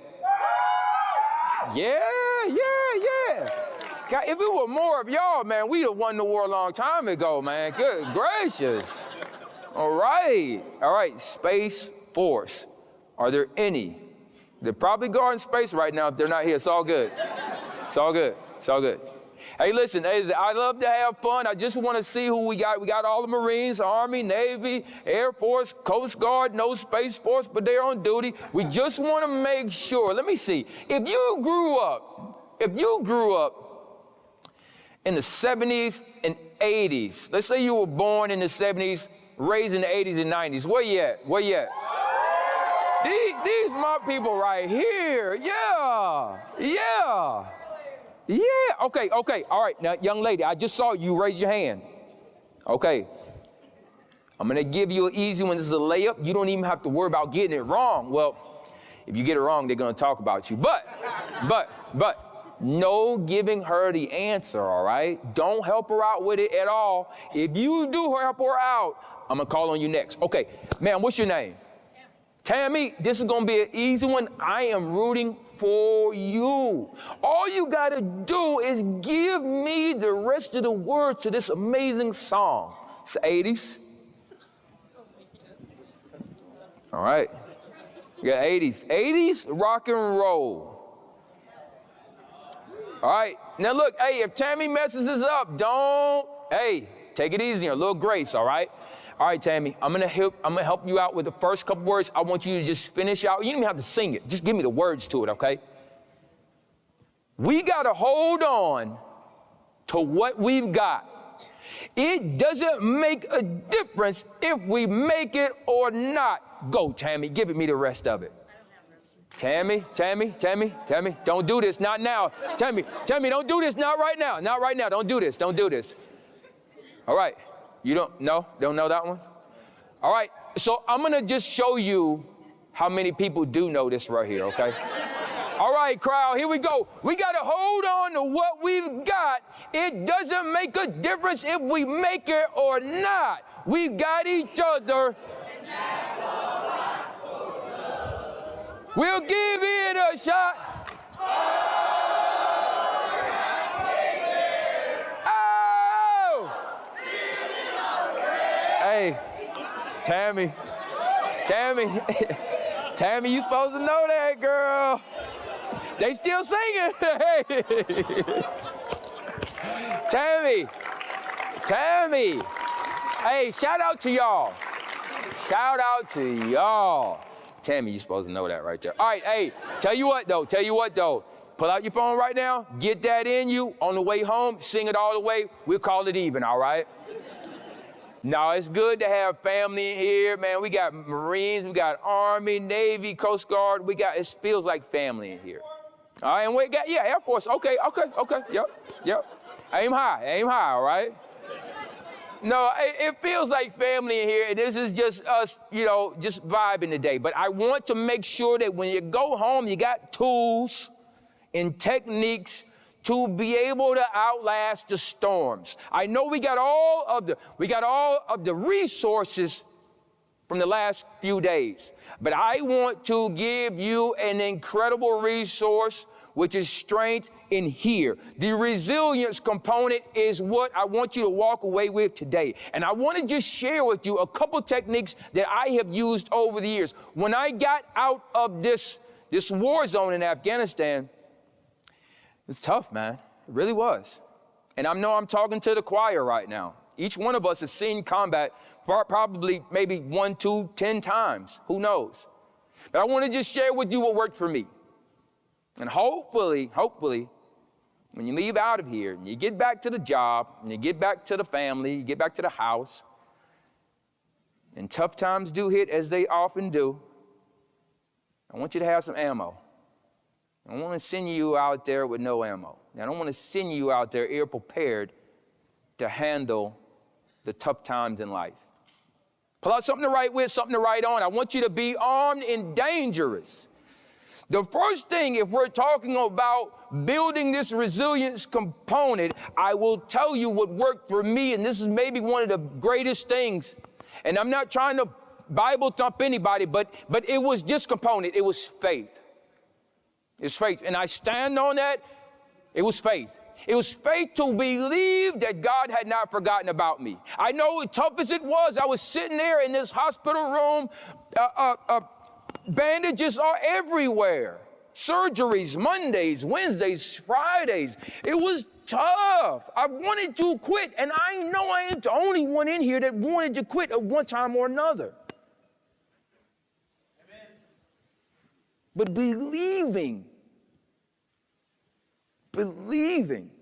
that this wasn't the last chapter is one of the key components you have to have. And it's not just believing, but it has to go beyond believing to the point where you can say it. Sometimes you can be intimidated to talk about how good tomorrow will be. Come on, somebody, I know it. Sometimes it's hard to believe it, and it's even more scary to say it.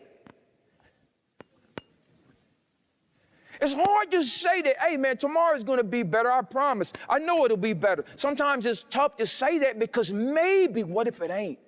What if it won't? It's tough. But it's 2023. Time out for not being able to talk about tomorrow and the good that will come. Write this one down. You got to be able to say it before you see it. You hear what I'm saying? You have to be able to say it before you see it. If you can't say it, how in the world do you expect to see it? I had to be able to say, I'm going to be running one of these days. And it might not be tomorrow. It might not be the day after that. But pretty soon, it's going to be my turn. And I'm going to be doing this, this, and this. A, B, or C, or maybe all of them. Are you able to get to a place where you not only see it up here, but you can say it right here? This is what worked, I'm telling you. And all too often, when you say that, when you say what you've seen up here, there's going to be a little bit of opposition. I'm telling you, this is how it's going to work. This is what you're going to see. This is what you're going to experience. There are going to be people and circumstances to come against the very thing you see up here and in here. The moment you say it, I promise you, there's going to be somebody that doesn't see it like you do. Sure enough for me, the doctor is a Navy doctor too, I think. No pressure on the Navy. But sure enough, the docs come in, and if you've ever been in a hospital, what they like to do is they like to make these things called rounds. They make rounds in the hospital, and they make them at odd hours. I don't know we got any docs in the house, but you got to work on that. 5 o'clock making your rounds, right? Making your rounds. And they normally have 2 or 3 doctors with them. And sure enough, the doc comes into the room, and I'm laid out. He cuts on every light in there. It looks like Times Square in my room. And sure enough, the doc comes in and he's doing the little checks with his clipboard. He's doing the checks, and he's talking to the little younger doctors, and they're talking about medical words that are way bigger than what I could spell, but they're like this, he's got this, and he's got this, and this is what's gonna happen. And he's going around, I notice he's wearing an Army 10-miler t-shirt.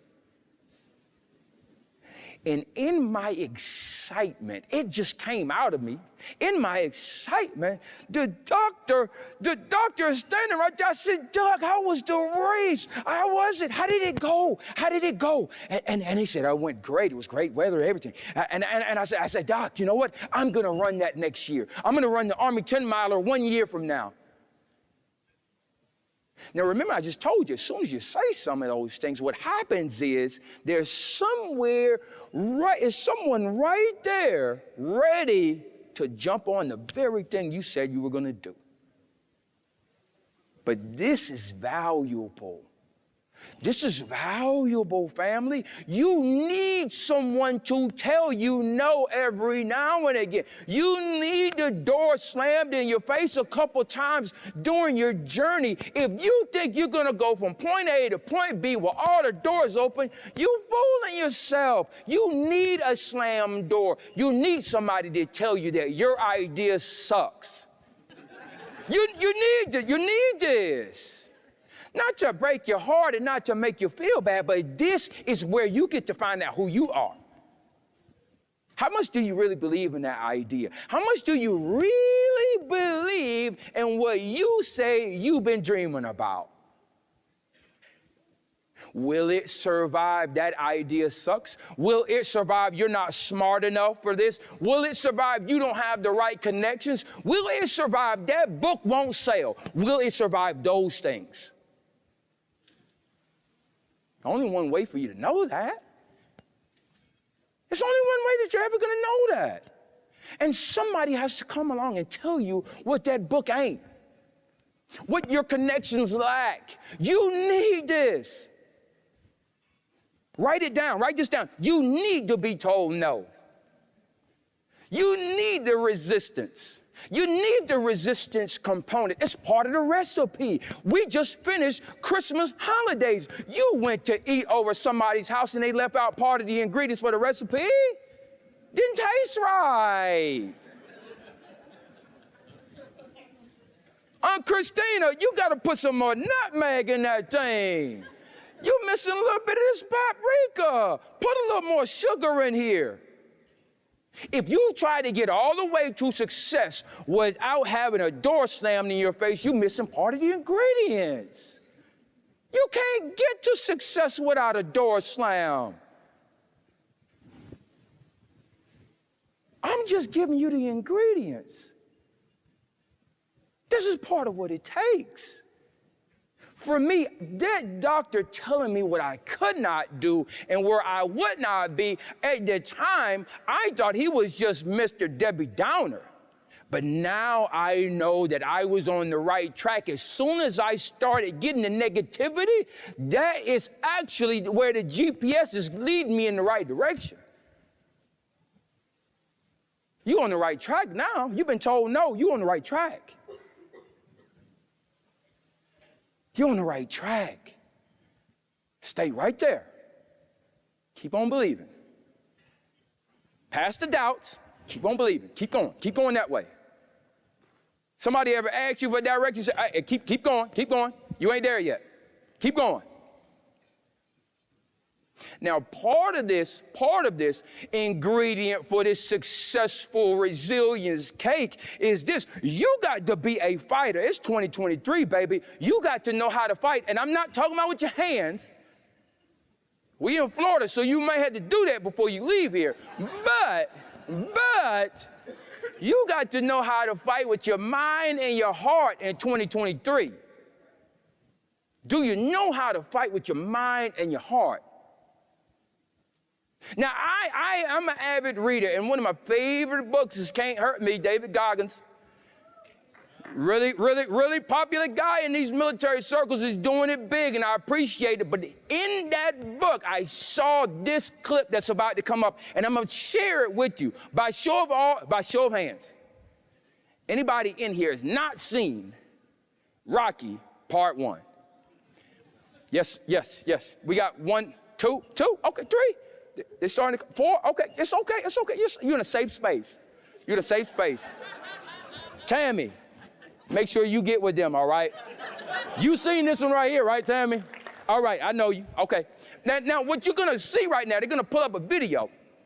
And when they pull it up, it's going to be an excerpt from one of the greatest movies of all time. It's called Rocky. Now, when they pull up this video, go ahead and pull it up, Chris. When they pull it up, take a look at this. Look at this. Pause it real quick, Chris. Let me set something up. This might be how you feel already this year, okay? There is somebody that's clearly winning, and there's somebody that's clearly losing right now. Go ahead and play it. Go ahead and keep it going. That might be how you feel. Round 14. Now keep your eye on this right here. That's what it feels like sometimes when things become overwhelming. But this, pause it. Rocky ain't landed a lick yet. I ain't seen him score a punch yet. Keep it going. What is keeping him up, Bill? Oh, yeah. Yes. Can't even get his gloves up to protect him. He's defenseless now, Bill. And the knockdown. Pause it. And the knockdown comes. Now this is exactly where some of us may be at right now. 2023 just started and you got knocked down. And this is a great place to be. And a lot of people won't tell you on the floor is a great place to be. But I'm going to tell you right now, this is so important. If you've been knocked down in relationships, if you've been knocked down in business, if you've been knocked down at school, if you've been knocked down with your health, this is the most important place to be. Because now you get to once again find out who you really are. What's really under the hood? What's in your wallet? Shameless plug. All right, maybe Capital One, I don't know.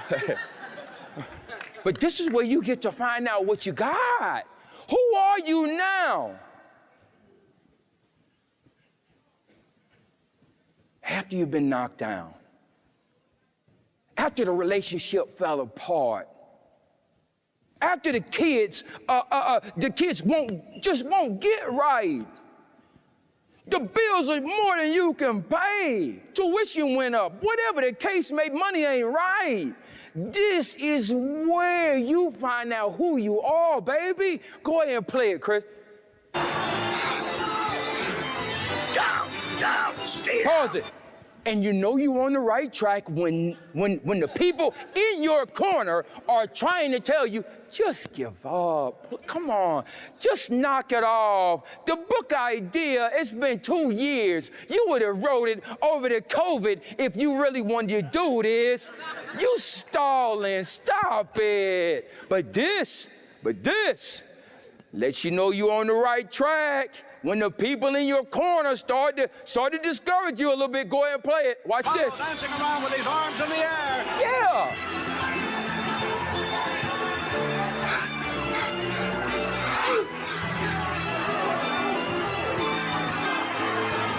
Pause it real quick. Pause it. Now, it's round 14, and Adrian just showed up, okay? Ladies, if your man is out there boxing in a fight, don't show up around 14. You're supposed to have been there. Go ahead and play the video. 5, 6. Watch what happens. Watch this. 8,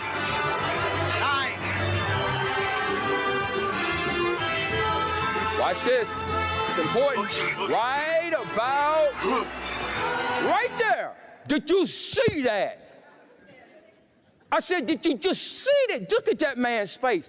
Now, keep in mind, he ain't been punched yet. Rocky ain't laid a punch yet. But right now, he hanging his head. What in the world could make this guy feel defeated? What? What can make you feel defeated, sir? You've been winning for 14 rounds, and you're hanging your head. I'll tell you exactly what it is. Is this? The man got back to his feet again. When resistance is giving you everything it's got, and you feel defeated when the bills keep coming, when the frustration continues to pile up, the anxiety is like it's never been before. This is the moment. This is your championship moment. This is how you land the knockout punch when you don't have the right connections. When you doubt yourself, when people have given up on you, this is where you land that knockout punch. It's by getting back up again, and again, and again, and again, and again, and again, until it's all that you got. All you may have, your only move right now may be to get back up again. And let me say something. If that's the only move you got, that's the only move you need. Did you hear what I just said? If that's the only move you got, you don't have the connections, you don't have the money, you don't know the right people. Getting back up again after you've been knocked down is the one thing that will keep you winning. I promise you. I learned this the hard way. I put these prosthetics on, and the doctor's like, hey, listen, we're gonna learn to walk all over again. And I'm gonna tell you right now, you figure walking would be so simple, but I've been doing it for 35 years at the time. Walking should be basic. 2-year-olds do it. But at this moment in time, I get these prosthetics, and I just felt like, I was like, man, I can't figure out how to balance, and I don't know how to put this foot. I kept falling down. Take a step, fall down again. And again, and again, and again. And the doc began to clap for me.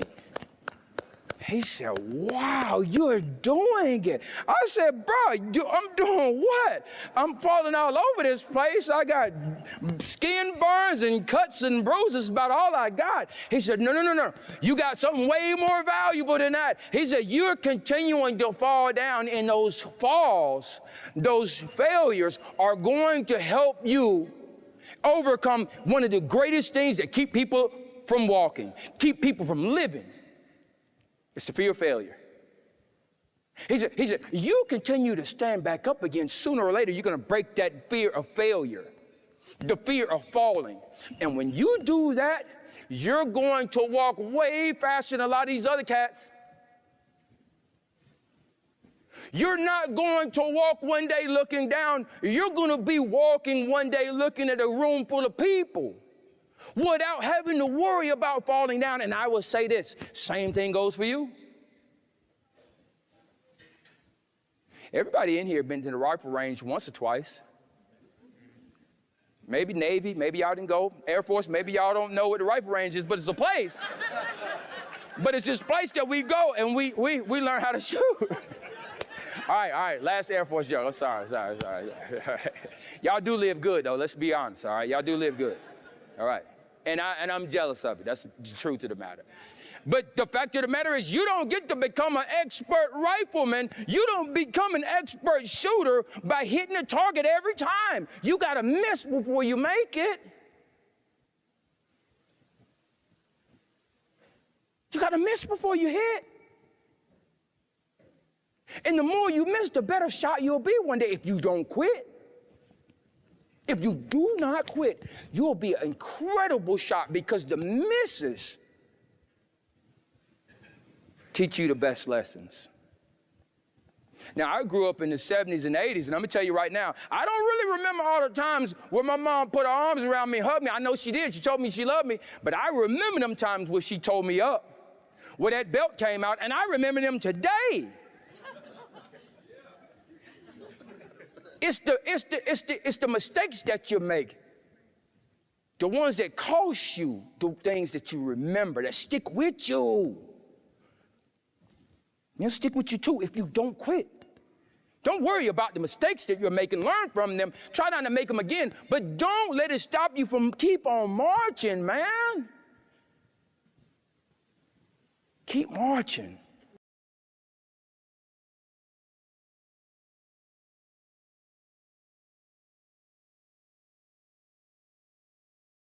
My name is Rena Boone, and I am a certified teacher of Transcendental Meditation, and I'm in Washington, D.C. My name is Joshua Pittman, and I also teach Transcendental Meditation, and I'm in New York City. In this short introductory talk, we will be sharing with you what Transcendental Meditation is and what it is not, the benefits that can be gained from the practice, the impressive research that has been done on the technique. Over the past 50 years, there have been over 600 scientific studies that have been done on the technique to validate the benefits. We will also be sharing with you how the TM technique works, and a little about the history. We will share with you how TM is different from other forms of meditation, how the TM course is taught, and the next step in order for you to learn the technique if you choose to. Transcendental meditation is an easy, effortless, natural technique that is practiced for 20 minutes twice a day, sitting comfortably with the eyes closed. During the practice, the mind settles inward and the body gains a deep level of rest and relaxation. So the mind gains what it wants, which is peace of mind, and the body gains what it wants, which is to release stress and tension. Transcendental meditation is not a religion. It's not a lifestyle. We don't have to change our lifestyle in any kind of way. It's not a philosophy or a belief system. It is simply a universal meditation technique that is practiced by millions of people all over the world to release stress, to improve health, to increase one's sense of well-being, so that we can live more productive, happier, successful lives.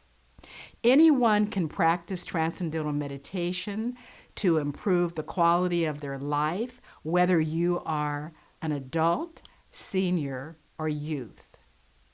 We live today in a world with its many pressures and stresses, often toxic stress and responsibilities. When I ask people, what does meditation mean to you? Why would you want to meditate? There is a common answer or theme that I hear over and over again. I want to experience peace of mind, calmness, and relief from stress. Well, the good news is there is a way to experience peace of mind, calmness, and relief from stress, and that is simply by closing the eyes and meditating. The first area I would like to talk about is how transcendental meditation affects the mind. As Rena said, it's a mental technique. It's done sitting quietly, silently, with the eyes closed. And what happens in transcendental meditation is the awareness goes within. To transcend means to go beyond. And in this case, we're going beyond the surface, active, thinking level of the mind to experience calmer, quieter levels of thinking. The experience of transcendental meditation is both calm and alert at the same time. The mind settling down to a profound level of rest, and yet it's awake to enjoy the experience. When you meditate, you're still awake, you're still having thoughts, and you can still hear outside noises. Different than a state of unconsciousness, in transcending, we experience a state of pure consciousness, which is quiet inner alertness. During transcendental meditation, the entire brain produces alpha-1 frequency that can be measured through the electroencephalogram, EEG. This type of brainwave is associated with a restfully alert state. Ordinary rest or napping does not provide this level of coherence in the brain that we experience during transcending. This coherent rest enlivens the body's natural healing mechanisms. The level of cortisol, one of the body's main stress hormones, is reduced by about twice as much during TM as it is while resting with the eyes closed. Research on TM has shown significant improvements in a range of stress-related chronic conditions, including high blood pressure, cardiovascular disease, anxiety, depression, and post-traumatic stress. The benefits of TM are both immediate and cumulative. Within 3 or 4 months of regular practice, that coherence that's experienced during TM practice stays with you even when your eyes are open. More and more, you're not going to be lost to that inner calmness, that inner quietness that is experienced during transcendental meditation. The transcendental meditation technique provides a level of rest that allows the body to heal itself very effectively, and this has been studied, as Rena said, by hundreds of peer-reviewed research studies. I love to hear the stories when people talk about how their daily practice of transcendental meditation has improved their relationships with others, whether it be family members, co-workers, friends, any types of relationships. And it makes sense that when we are less stressed and experiencing greater inner peace and calm, and we are happier, more productive, that this would show up in our relationships. Family members also benefit from practicing TM together. One young man said that since his family had started TM, that there was more love and harmony and peace in his household now. Another young girl said that since she and her family started practicing, that it was far easier to talk to her mother, and there was much less yelling in the family. And the mother then reported that she was enjoying her new inner peace and calm, and that she felt like she was getting better and better at her parenting skills. Co-workers also find that when they meditate before a staff meeting, that they are more productive and enjoy the meeting more. So how does transcendental meditation work? The benefits of the TM technique are wide-ranging because it's a natural process. The technique of meditation is natural because it uses the nature of the mind. Now, we may think that the nature of the mind is to wander. And if we look at why the mind moves from one thing to another, we can see that there is a purpose for the mind wandering. The mind is seeking experiences of more happiness, more contentment, more peace. If we're reading a book that's not so interesting, it's hard to follow what's happening. If we're watching a boring show, quickly we want to change the channel. But if it's an interesting show, we want to keep watching. If it's a great book, we want to keep turning the pages. Having a great conversation, we can stay on the line for hours. Transcendental meditation makes use of this natural tendency of the mind to seek more happiness, contentment, and more peace. And where do we find that? not so much on the surface where life comes and goes, where life changes, but at that settled state of the mind. We use an analogy to describe how transcendental meditation works. We say that the mind is like the ocean. The ocean has different levels. The surface of the ocean, full of waves, very active, but the bottom of the ocean is silent, calm, and peaceful. Our mind is like that. The waking state of the mind, basically from the moment you wake up to when you go to bed, the mind is active and alert, it's thinking, it's looking around, and we never experience much more than that. When the mind starts to settle down, usually what happens is we get dull and fall asleep. The Transcendental Meditation technique uses thought. Rather than trying to push out thought, we use a thought and train the mind how to experience that thought at subtler levels. When you learn Transcendental Meditation, you learn something called a mantra from your teacher. A mantra is a sound used for its sound value alone.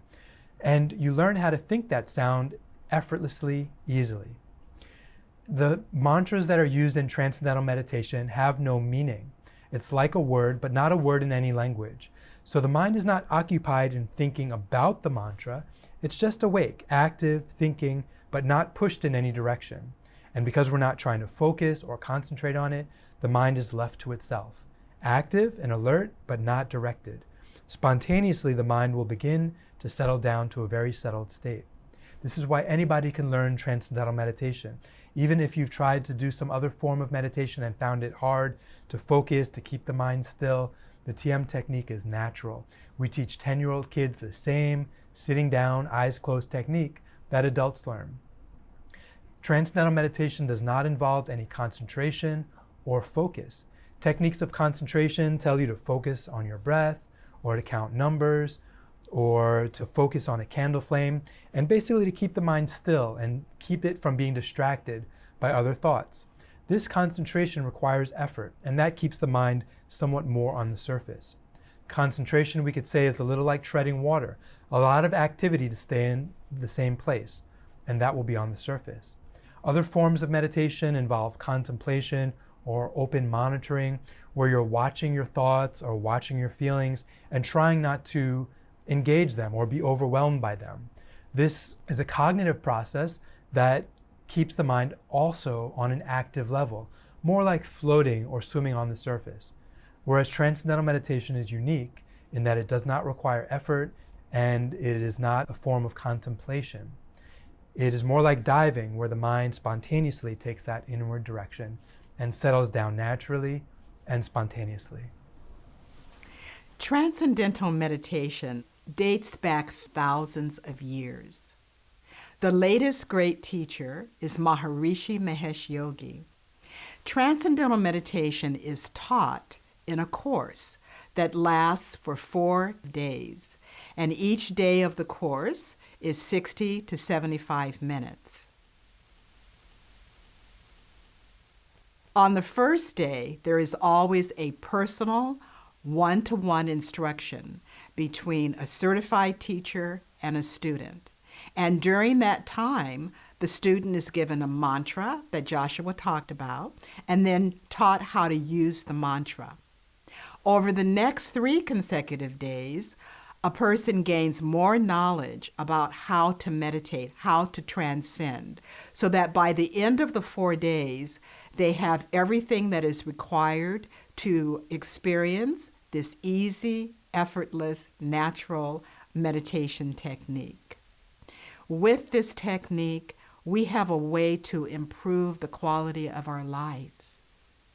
We have a way to become a new, better version of ourselves day by day. To find a center that is near you, please go to tm.org. And thank you so much for joining us today. Thank you.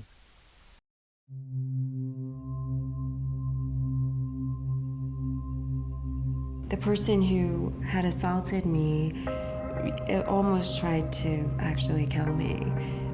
Finally, I found a way to escape, but I had no money and nowhere to go. Being homeless, that feeling, I think is the worst feeling I've ever had. And because there was so much stress, I started losing my hair as well. At that point, I felt I just didn't want to be part of this world anymore. He will just beat me up until he sees I'm unconscious, choke me until I passed out. And unfortunately, he did these things in front of my child. When I look back to all what I went through, it's truly a miracle that I'm alive. I was a platoon sergeant over in Iraq. As soon as that truck in front of mine blew up, oh, hell broke loose. And here come the bullets, just all over the place. I sustained multiple injuries to my face, torso, stomach, and legs. In November the 18th, 2011, I stood in the window ledge and shut my eyes and said a prayer and was about to jump. I know what got me in that window ledge, but I also know what got me out of that window ledge and why I'm here now. When I started practicing Transcendental Meditation, I just felt new, refreshed, reborn, and my hair started growing back. I'm very happy about that. I think if it changed my life, it could change anyone's life. It's like miraculous. To learn TM has been like a life-changing experience. I feel hopeful. Life that has been gray for so long became back to colors. I wish everybody have the opportunity to learn this. I believe in my heart that Transcendental Meditation is a humongous portion of the reason why I'm still sitting here now. To know that something as small of a concept of 20 minutes twice a day can make me feel like I feel now, that's a gift that you can't buy. I've never felt this good in life, I don't think. It's giving me back.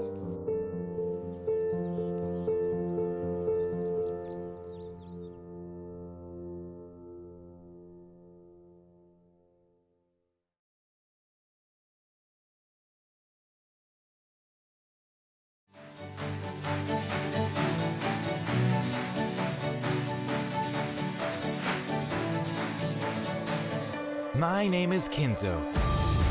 Today, we're going on a four-legged journey to show what it takes to become a service dog. Like me.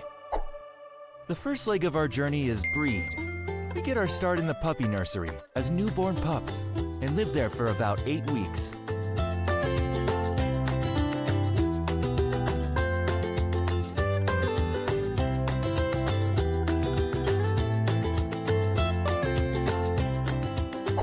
Then we go on to the next leg of our journey, raise.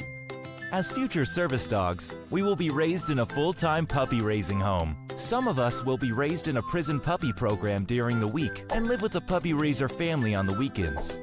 We will learn good house manners, obedience, basic commands, and the fundamentals of service dog tasks.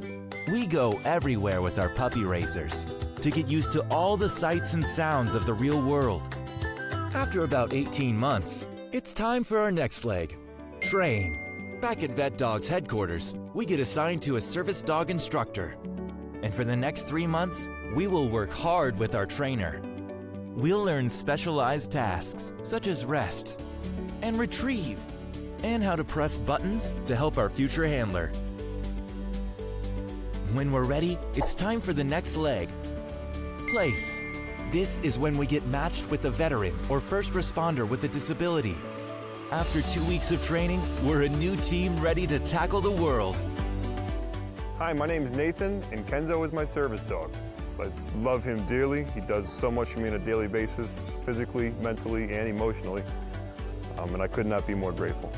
Yeah, he's definitely my best friend and companion. Disabled vets like myself that didn't know how much I needed a service dog like Kenzo. Without the donation and the charity, this wouldn't be possible, and he wouldn't have changed my life for the better. Hey, come on.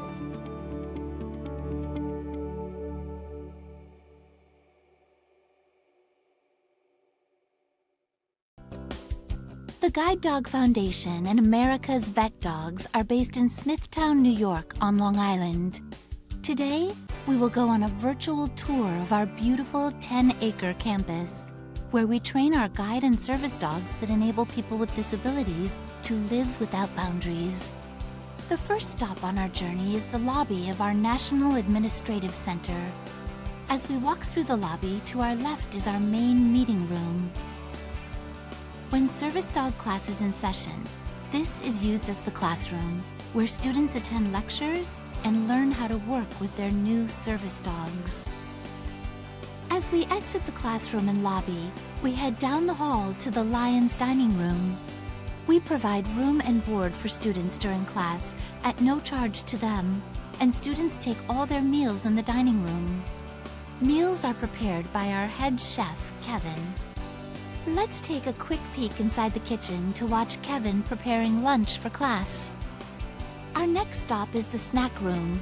Both trainers and students work with their dogs here to get the dogs comfortable to different types of seating, such as you might find in a bar, diner, or fast food restaurant. Dogs are taught the down and under command, so they are out of the way in a busy restaurant. When students are on campus for class, they live in our student residence during their 2-week stay. Students have single rooms equipped with a private bathroom, Ethernet connection, and free Wi-Fi. Each room also contains a safe for valuables, mini fridge, and coffee maker. It is in their rooms that students get to meet their new guide or service dog for the very first time. There are also laundry facilities so students can do laundry if they need to. Now we head outside for a view of the relieving area.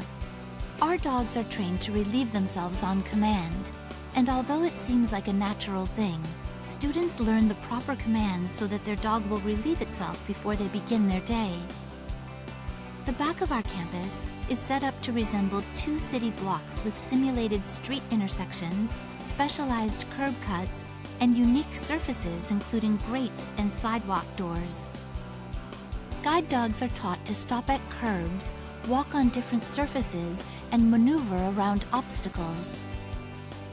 Here we see guide dog mobility instructors working with future guide dogs, getting them ready for the day when they will be placed with someone who is blind or visually impaired. Let's make our way over to the training center now. Now that we're inside, let's watch some service dog instructors teaching tasks to their dogs in the new training rooms.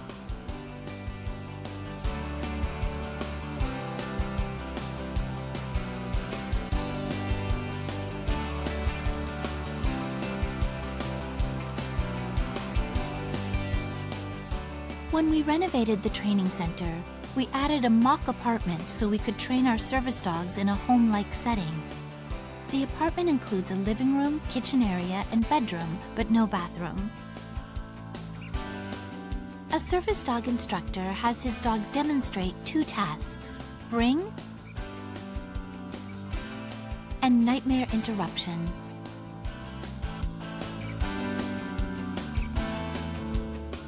We work hard to ensure that our dogs remain happy and healthy, so we maintain an on-campus treatment room and have several veterinarians on staff, ably assisted by our veterinary technicians and canine care associates.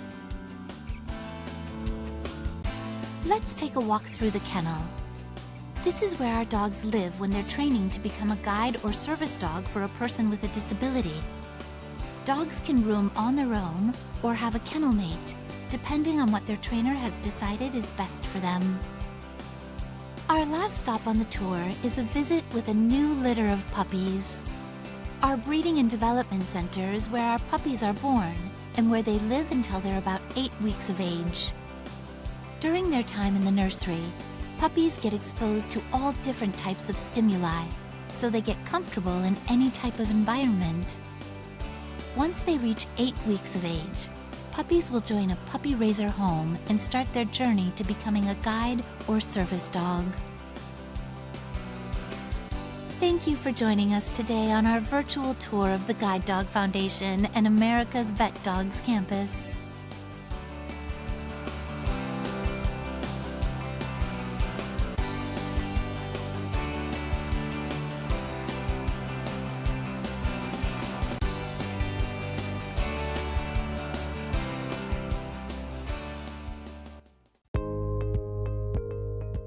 My name is Erlene O'Brien. I am from Clemson, South Carolina.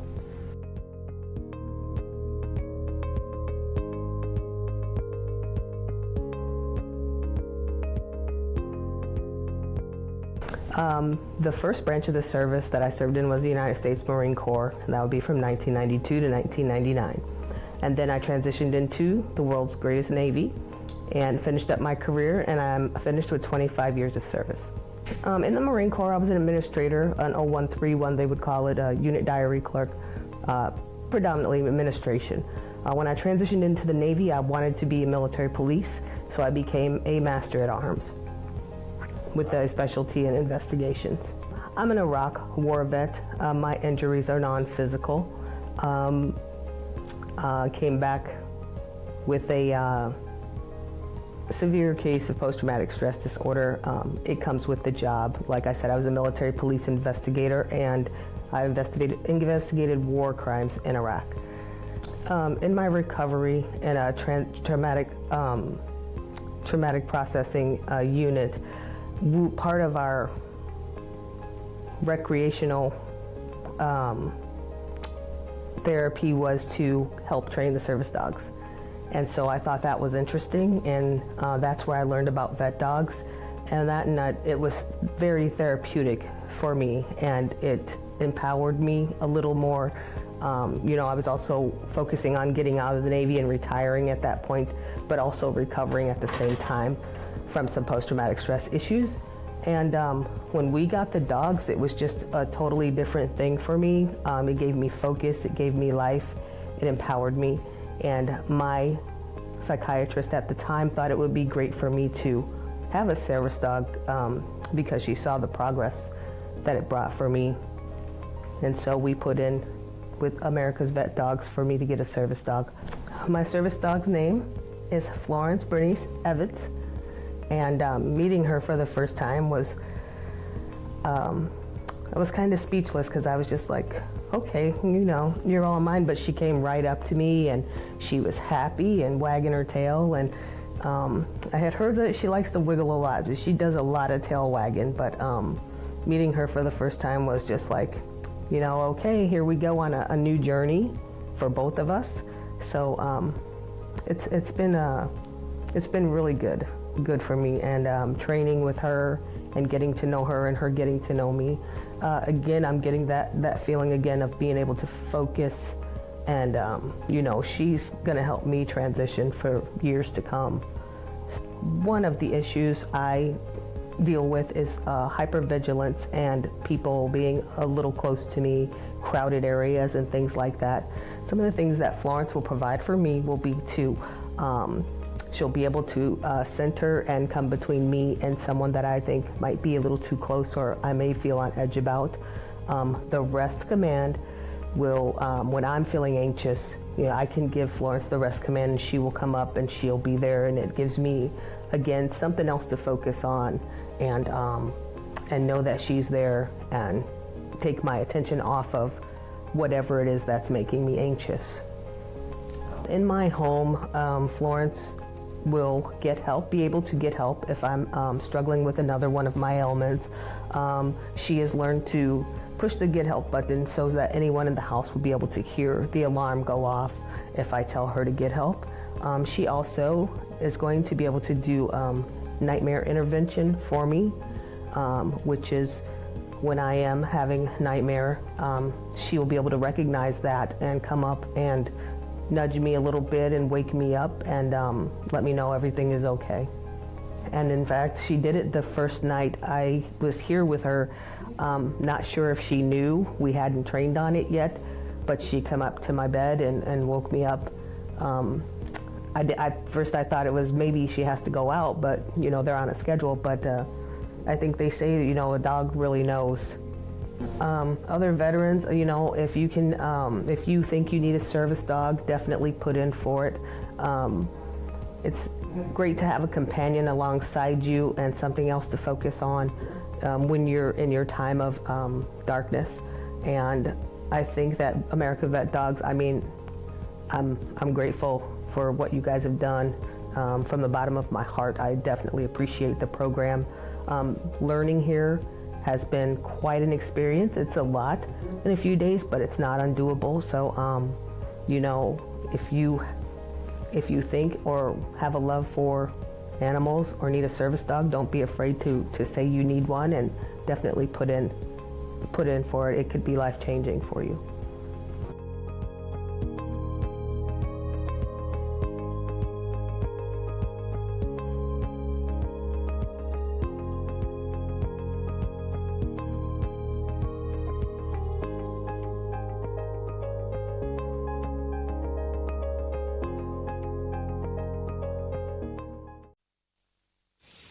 We end tonight with this year's MVP, the most valuable puppy. CBS's Nancy Chen reports.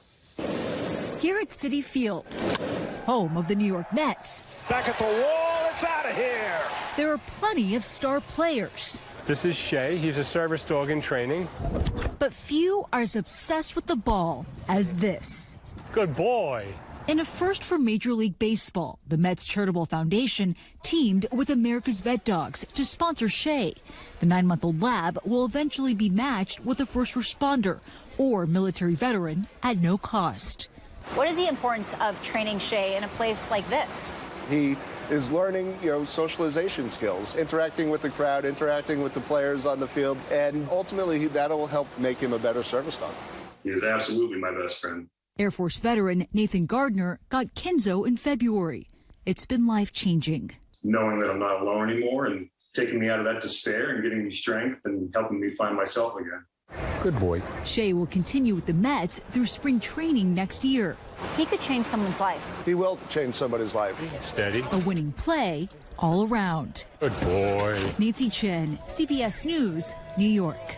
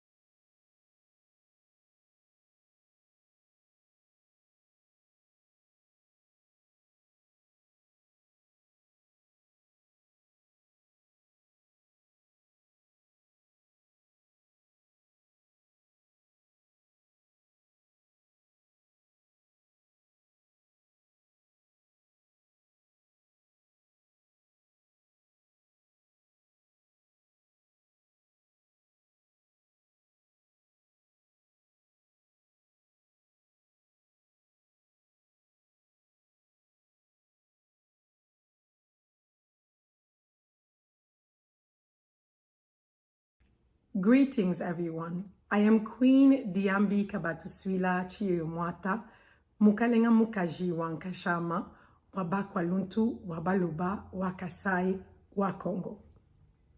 That is Woman King of the Order of the Leopard of the Bakwaluntu people of the Luba ethnic group of Kasai in the Democratic Republic of Congo.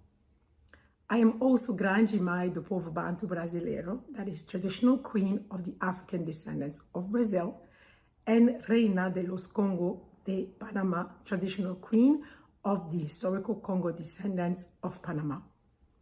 I am also with my CUNY family, as I also graduated from CUNY. I am so thrilled to be here with you to celebrate this amazing, amazing day. That is the International Women's Day. It is so important to celebrate women, and I want to thank all the participants and all the attendees for being here today and for contributing to creating this absolutely amazing event. It is also important to thank and give gratitude to the CUNY Office of Veteran Affairs that has helped to make sure that this conference today was going to be packed with interesting, powerful, and very engaging content. There are many activities today where women are still not paid the same salary as a man would be paid for the same job.